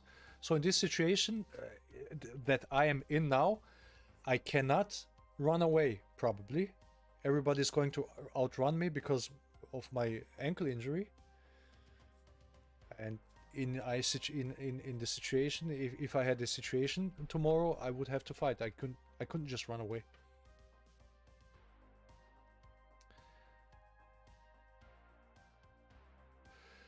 He also trained all the time for constant worry that people would challenge him, yes. And to lose would be damage to his reputation and career. I'm not sure if he was worrying about his reputation, because he wasn't really known person, and career as well. I mean, he was all. Of course, you hope that you're gonna have some kind of career, maybe, but you don't know this. Maybe he was more worried about his health. I don't know, right?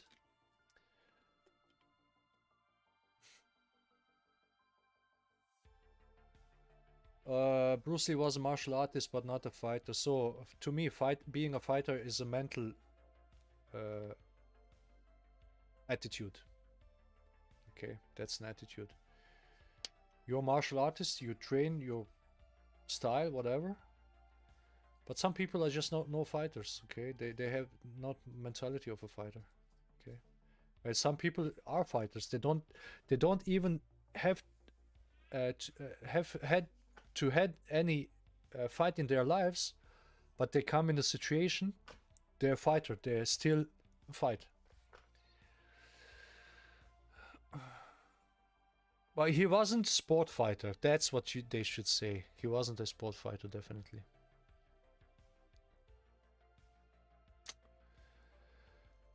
Brdo ti brka, hvala. Sve najbolje tebi.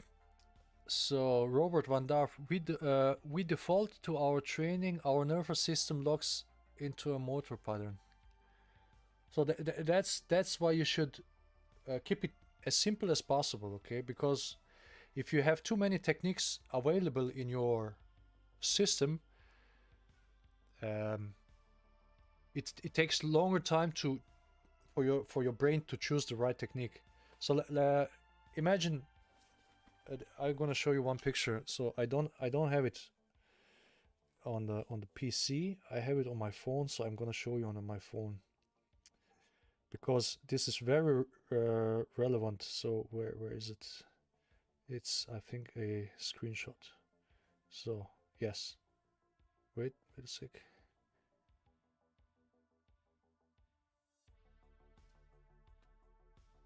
So. Okay, so you see that. So a sidekick can be used against a punch and as well as against a kick. So you see the left picture is a counter to a punch and the right picture is a counter to a kick. It's exactly the same technique, okay? Exactly the same technique. So you can use the sidekick if somebody punches you, and you can use it if somebody kicks you. Then you just kick the leg that is supporting leg of the kick. Okay. So your process of choosing the technique, the counter technique to the attack of the opponent can be much shorter because you have less techniques available that work in all situations. If you understand what I'm saying. So in other words, if you now had a technique for a punch, you would block and do this and this, and then you have a different technique to deal with a kick. And then then you would have to look really what the opponent does and recognize what he does, and this takes time. And now you do your technique according to his actions. But if I just instead of concentrate myself on the techniques he's doing instead of I'm concentrate myself on the targets, and this, it doesn't matter what he do, I attack the target, which is the knee in this situation. And my reaction time reduces to the minimum, and so I can really apply intercepting and counter and time it far better than if I would wait for his technique. Okay, so if you understand that, guys. If you punch when your opponent throw punches, you get hit if he has longer arms than you. Yes, except if you evade and hit. Okay, you can evade and hit. That's also possible. But the risk is there. Absolutely, you're right. So eye pokes and knee sidekicks happen a lot in MMA, but be it on purpose or accident. Some moves are even illegal, but it happened because it damages careers. Julie Diaz said that. Okay, yes, these things happen in MMA, and they happen, I would say, not on so much on purpose. If yes, it's a foul. But imagine they would be allowed to do this on purpose. And if these techniques would be allowed in MMA, I can tell you that 99% of MMA fighters would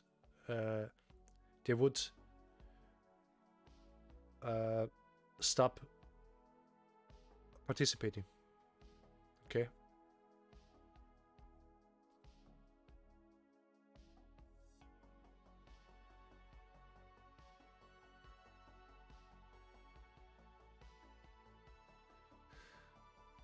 Islam asks, did you train any other martial arts other than Jeet Kune Do? Yes, I did train judo. I did train karate.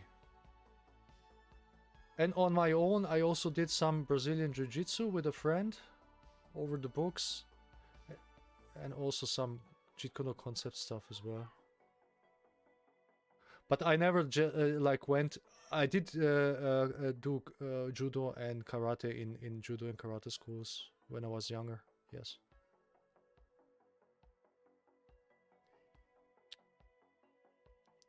What do you think about Muay Thai? It's sport fighting. Yeah, you guys have to understand. I mean, these guys, they train hard, and they are hard hitters and hard kickers. That's no doubt, no doubt, no doubt, no doubt about this. Okay, but the purpose or the way how they use this is what I don't like. Okay, because it's sport fighting. So you kick the guy in the leg 50 times until he can't stand. But I want to kick the guy somewhere once and he can't stand anymore. Okay.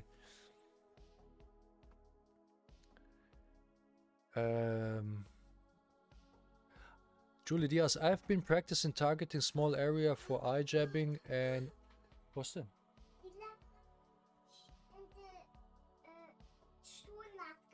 Oh, okay. Ah, egal. Yeah, okay, okay. So my daughter is here in the room. So again, I've been practicing targeting small area for eye jabbing and it's not that hard. No, it's not, absolutely. The next step is apply under stress and moving targets. Yes, that's how when I train alone, I practice all the time on the static targets or small balls that are swinging around. There's, I mean, how better you can do.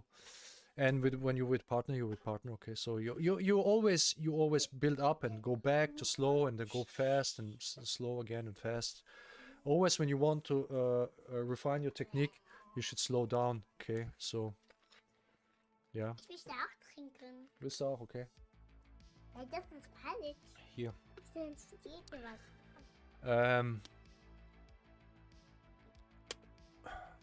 Jacket is no different karate or judo with ippon or one move strike, one kill. You must end the fight with yes.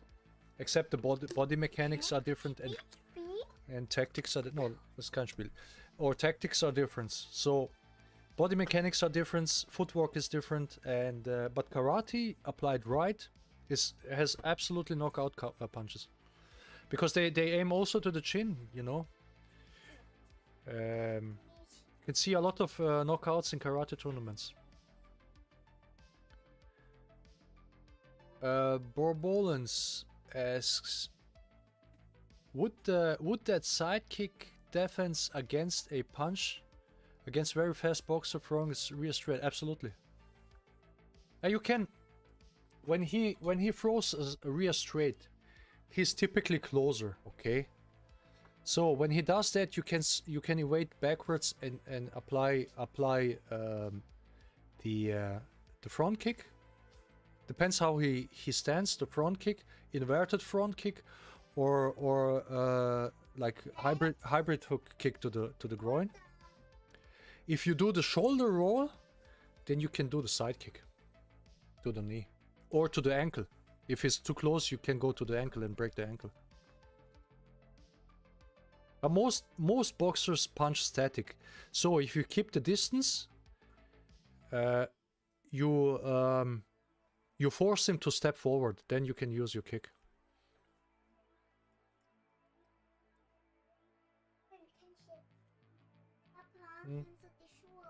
Nein. So Daka says, Pat Strong said that Bruce was looking at single technique that would answer many attacks. Absolutely.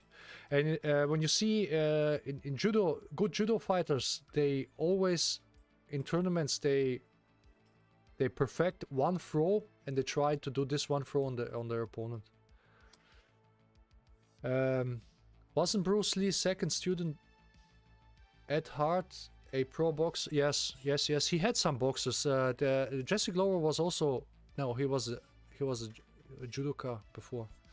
He had some boxers. Also, Leo Fong was semi-professional boxer before he met Bruce. Yes, many professional fighters who actually trained with Bruce said they couldn't touch him, which I can absolutely believe and understand, because if I train with a boxer, I did once. I trained with a semi-professional kickboxer. He was like a champion in our state here in Germany. And I was just an amateur, and that was the time before I even met Tommy, and we sparred together, and he couldn't come close to me because of my kicks. And that's probably what was Bruce done as well when he sparred against these guys.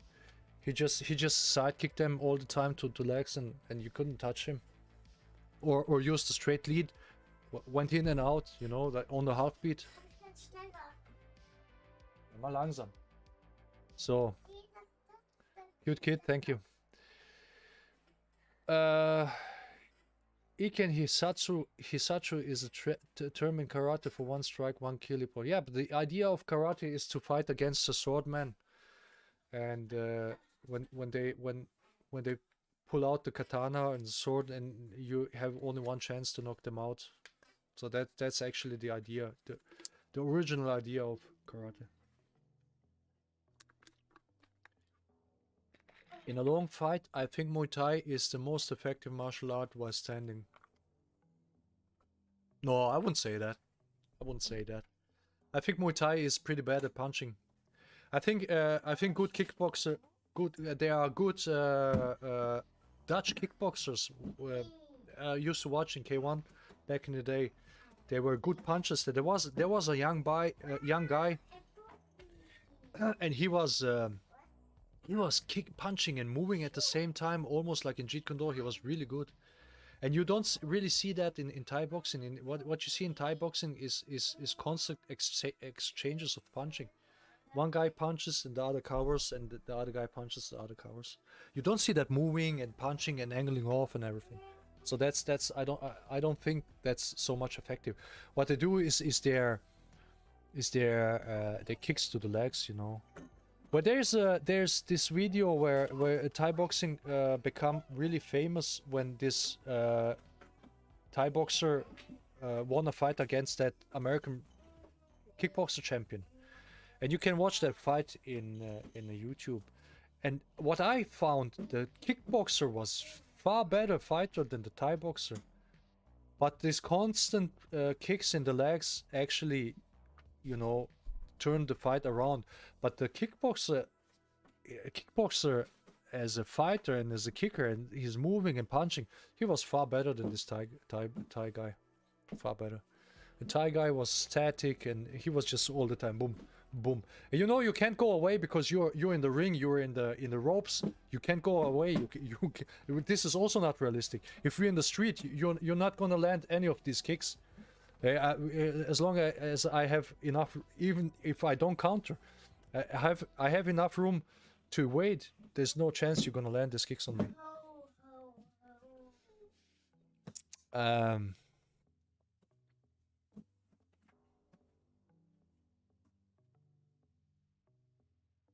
Jacket is more effective in short fights.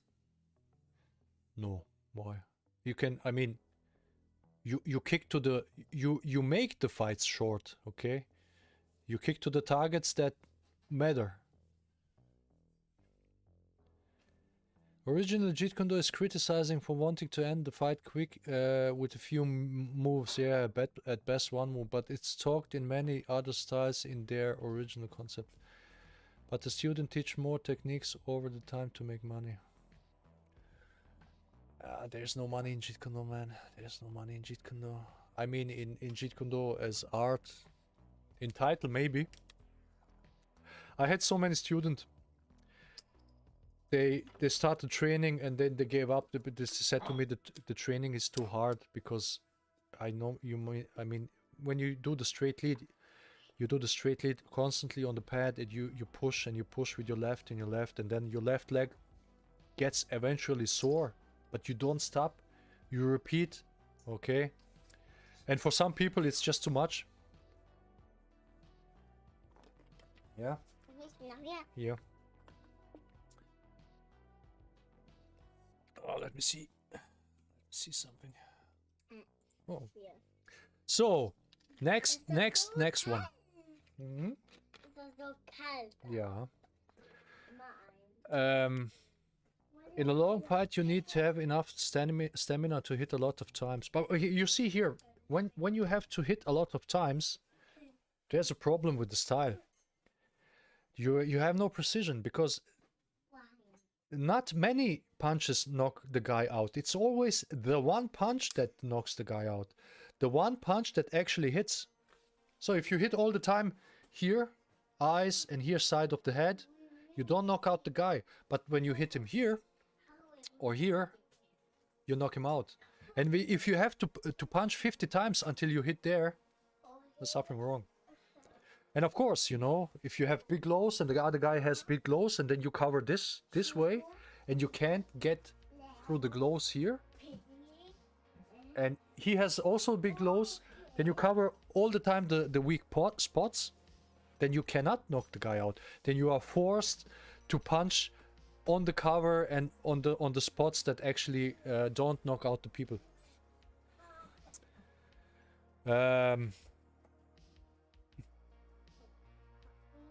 I like aerobic exercises like running and cycling. I'm gonna show you one exercise where you can train your kicks and your condition. Let me just. That's just one example. There are many examples you can actually do that, but this is how you can kill one bird with two birds with one stone. Papa, kann ich mit die Lara Na, Schule drin? mach auf, guck mal her. Wie kann ich? So wait a second, guys. That's pretty old video. So my daughter, she wants here something. So I just want to go watch. Where is it? I just said I don't have. Oh, there's it. So it's just 18 seconds. So here you can watch it. That's actually the room where I am in now. So this is how you can train condition. You can go here, you can bounce off, you can use half beat footwork, you can kick left, right, you can use two legs, one leg. You can like do 1 minute session. You can do a few seconds off, okay? And you can do 5-minute sessions if you want, and do this.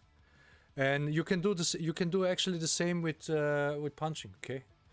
And you can do different drills where you move, where you punch, and you use your footwork all the time. It's like running, man. Wait a second, guys. Just a second.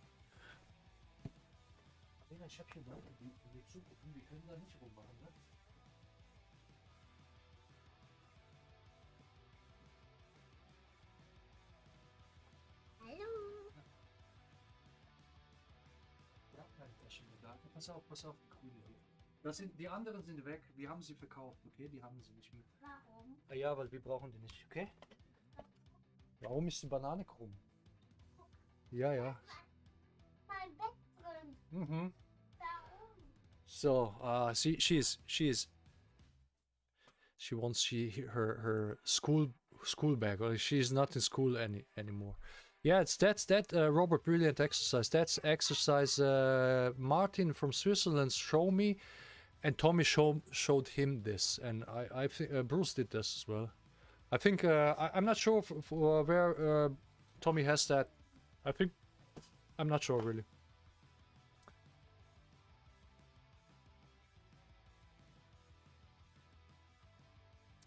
I find the greatest fitness limitation is to be heavy on your feet. And yes, I'm gonna tell you something. When I had surgery 2 years ago, my lower back surgery, so I was like, afterwards I was like most of the time horizontal position, like in bed. I didn't want to walk, I didn't want to do anything. Or I was sitting around and playing on the computer or video games and anything. I couldn't train really because, you know, every twist of the body caused pain. And I gained like 15 kilos or something. Okay, so or 10, at least 10. So, and I have still too much kilos that I'm actually used to when I'm training. So in terms of punching, it's not that big of a deal, but in terms of footwork and kicking, I can feel that additional weight. Because imagine you have your body weight, you use your body weight, and then you take a bag and put your additional 15 kilos or 10 kilos or 20 or 30 pounds on your back, in a bag on your back, and then you move and kick. And because I have additional weight, my legs are also heavier. It's like I have extra heavy shoes, so my kicks, they feel slow, and I feel slow when I move, when I kick and everything. So what I want to do now is just strip away all that weight. So I go like back to like 92 kilos. I have 102 now, right now, so I have to lose another 10 kilos. So I get ripped again, and I have light legs and everything, so I can kick and move and feel light while doing this. At this moment when I kick and I move, I just feel heavy. It doesn't feel good. So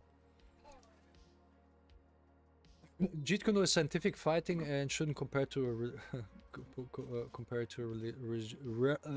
a religion. Yes.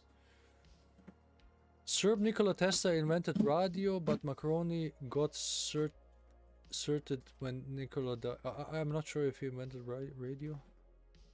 When Bruce died, Wunak's concepts did the same. I mean, no, that's not Wunak's concept. That's Inosanto's concepts. Yes, you can say that. The art was completely changed to what to the opposite of what it actually is, and that resonated with people. And now you have that consensus what Jeet Kune Do actually is.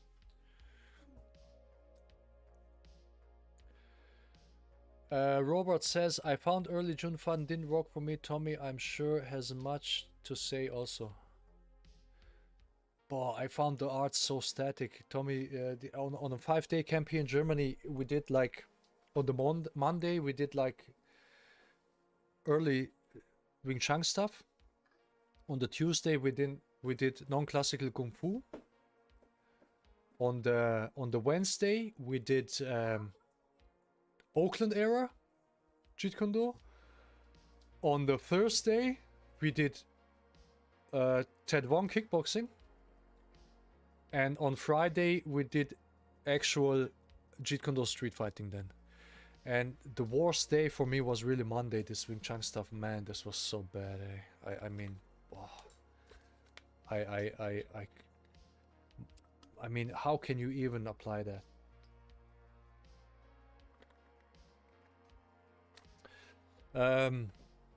Remember, people, that kickboxers uses gloves. Yes, gloves reduce punching power, but that's not the biggest problem. The biggest problem with gloves is you can't go through all the holes. Even if you have a double cover like this, if you have no gloves, I can punch here through.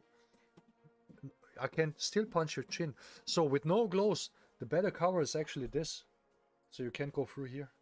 But this is only if you're really inside in fight, so you would cover like this. But while you're doing this, you're actually evading and moving to the side. You're not static. And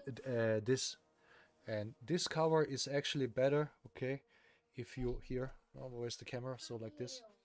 If you have no gloves. So you use your footwork to keep the distance to the opponent, and if he punches and you don't evade enough, or your footwork is slow, you can still catch it here. So, and old boxers actually had more cover like this, like in the 1920s or earlier.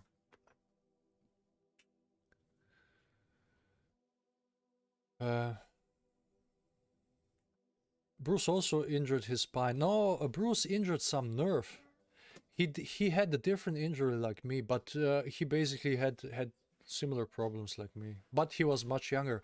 When it happened to me, I was 41, and he was what, 29 or 31. I'm not sure. So he was younger. I was much older. When you know when you're older, you don't recover as fast. Choose. When you're older, you don't recover as fast as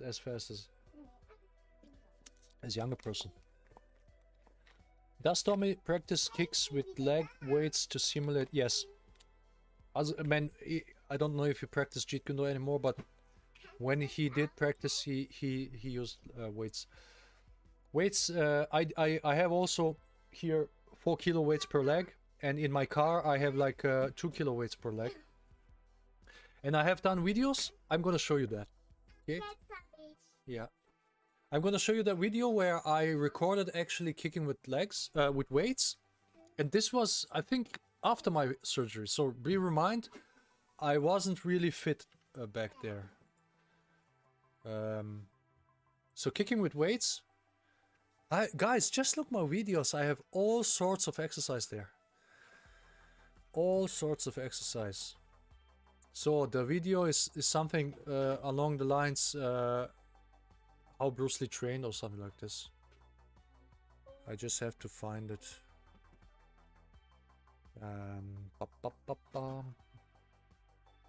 So this is like a year ago. This should be here somewhere. Oh, there you go. Bruce Lee's training secrets. Oh, this goes like 3 minutes. So you can see here. So some solo training insights. Training with resistance and weights on ankles. So the one is here, training with resistance bands, which I started to do again, like once a week. And this is for the push shuffle. So here you okay. So here you train your left leg when you push, okay? So that's for the straight lead. Also for the left, when you use the left, you should also push with your rear leg. Okay, so that's heavy resistance. This band is heavy. It doesn't look as heavy, but it's heavy. So now you hear compress. Now here, when I use my alt, I have this here. They're just like 3 yards away from me. So that's like 4 kilos, and then you can use this for footwork. So you have additional weight, so it's heavier. Okay, going for footwork. I don't know if I'm gonna kick in this video. I'm just doing using some footwork. So now when I do footwork without weights, it feels like with weights. Okay, so I'm doing any kind of footwork you can do. Okay, pivoting left, right, replacing push shuffle, retreating push shuffle. You can see here, left step, right step. And then, oh, I do also some kicking, you see. 4 kilos, man, this is heavy, I tell you. So I kick high. When I do this, I mostly do higher kicks because it trains the muscles more. It's heavier for the muscles when you kick high. Okay, so this, remember that's 4 kilo per leg. That's like 9 pounds per leg. And you go there. It's really tricky to put the weight so on so it doesn't slip all the time when you kick up and down. So, and then I'm gonna remove the kicks eventually, the weights eventually at some point. So let's go there. Okay, so I do also kicking combinations. You see when you train, the only thing you have to watch when you train this is your knees, so you don't overextend your joints. See, you can hurt yourself down the line over the years. If you and then without the weights, then I just try without the weights. When you remove the weights, you immediately feel very light. Remember, this is pretty soon after my injury. I started to train like half a year after my injury, and then it got worse, my back, so I had to stop train again. And then, so this video is like, it's like 7, 8 months after my surgery. Okay, and there's another one. Wait a second. I'm gonna. There's another video.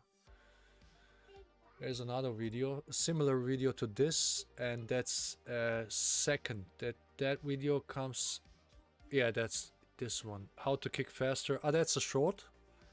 That's a short. So I did a short. So you can see there. I have here different weights. These weights are slightly lighter. They're not as heavy. Maybe just 2 kilos, not 4 kilos. Oh, just 2 kilos, okay.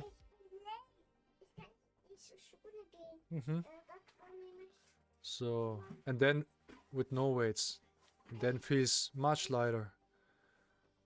So, okay, you see. I kick like Bruce, although I'm like head higher than him. And yeah, and even there I was like 7 kilos or something. So I'm not as light as I want to be. Oh, that was fast one. So yeah, as you can see guys, I'm starting to kick again. So I did this week 3 sessions, like 600 kicks per session. I wanted actually to train today. I trained yesterday only punching. I didn't have time for any kicking.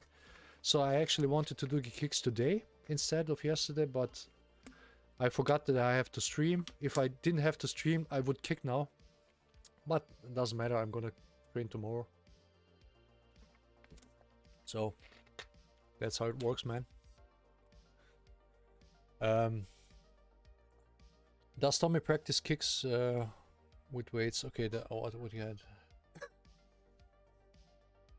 In America, Mercedes-Benz is considered a fancy, expensive car. Is it the same in Germany? It is expensive.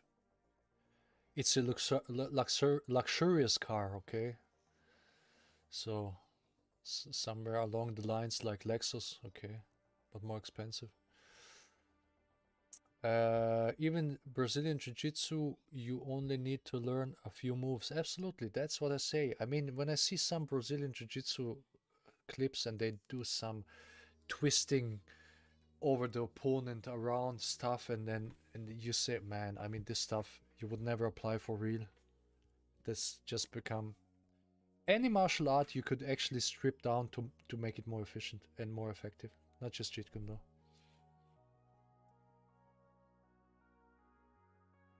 Bruce Lee didn't warm up, that's why he got injured.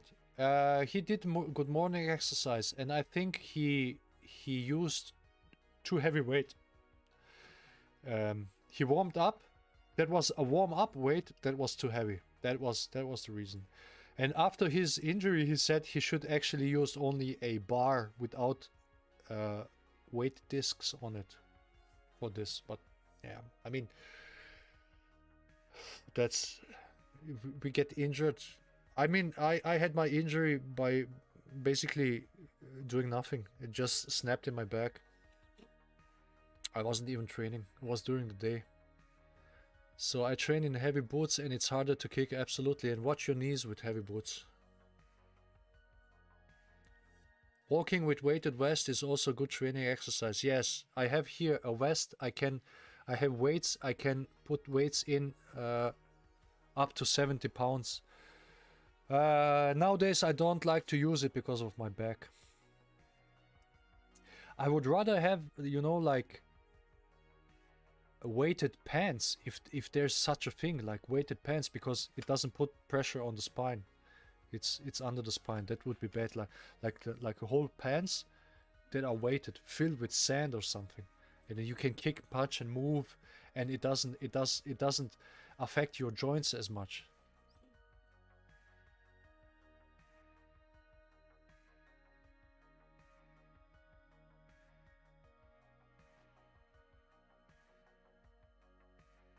It's funny, most people can be effective in self-defense by just buying Bruce Lee's fighting method for cheap, but choose to pay thousands for Brazilian Jiu-Jitsu. Well, I mean, you can learn to a certain degree from books.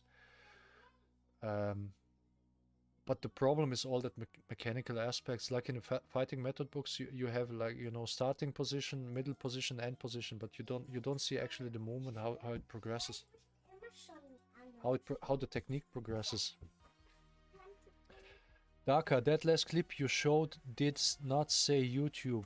I couldn't read the site name. It was YouTube. It's on my YouTube channel. So it's about a year ago. It's a short clip, so you can find it there. It's the name is like Kicking with Weights, and the other name was Bruce Lee's Training Secrets. The Tranquilla, whatever is currently popular, is the most expensive. I think MMA schools. Man, I have seen a short video of a UFC training school in the United States. I mean, that's amazing. It's like probably like a $10 million school. Of course, the people want to go there and train because everything is new, everything looks great, facilities. You have everything. You have for calisthenics. You have like real gym inside. Then you have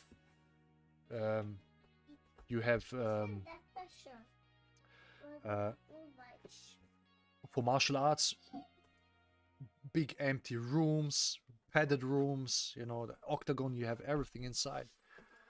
And of course people see them, oh man, and then this pulls students, you know, and you go to JKD, most JKD people, they just teach in a basement or some small basement rooms, and then there's no this it's like you know, like this in Rocky 4 where Ivan Drago he trained in like all this modern facility, and Rocky he went into the mountains where he trained in a cabin.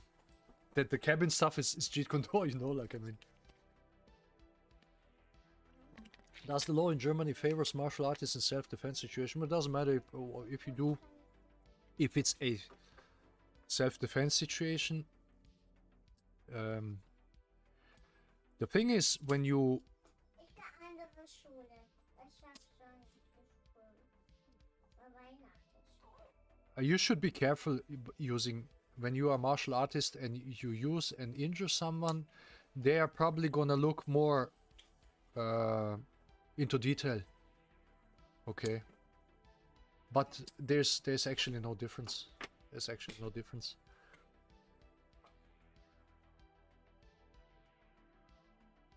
Yeah, I'm gonna show you this modern MMA gym. UFC, that's not an MMA gym, that's a UFC training gym.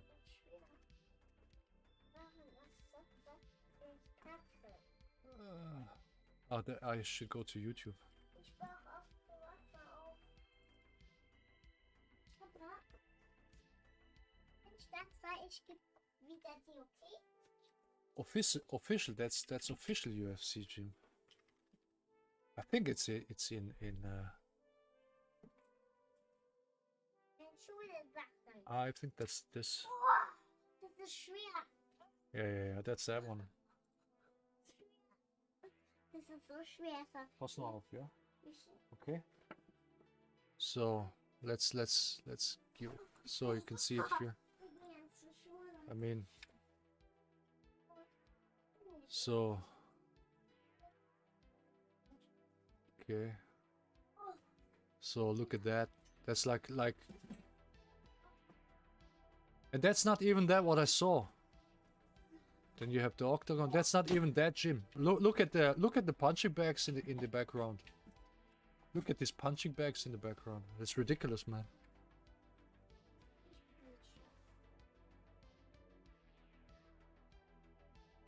And that's I think that's only half as big as the one I saw. And you have this where you can do this exercise by pulling stuff and whatever. Then you have octagon, of course. So, and then you have the gym, the real gym.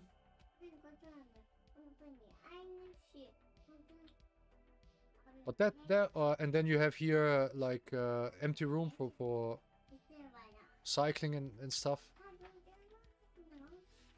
But that was not the gym. This one is only half as big. Wait, maybe I can find this one. because that was far better. Far better. The one I... Ah, that's the one. Look at this. That's the one. That's amazing. Look what they have there.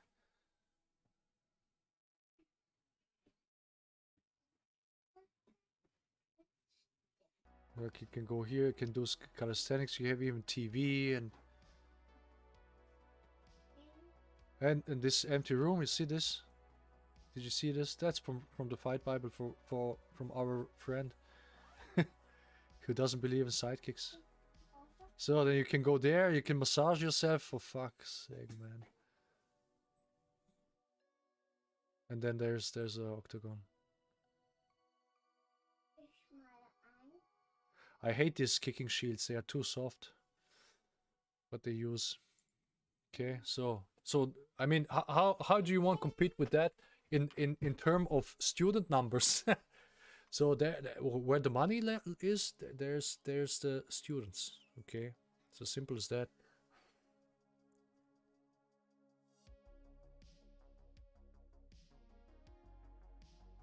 Okay, that's we can't compete with that. Okay, so if I would live there and I could teach Jeet Kune Do there, maybe I would have far more students, you know, for sure. But I would probably have to pay like what $500 or $1,000 or like $200 per hour to rent the place. So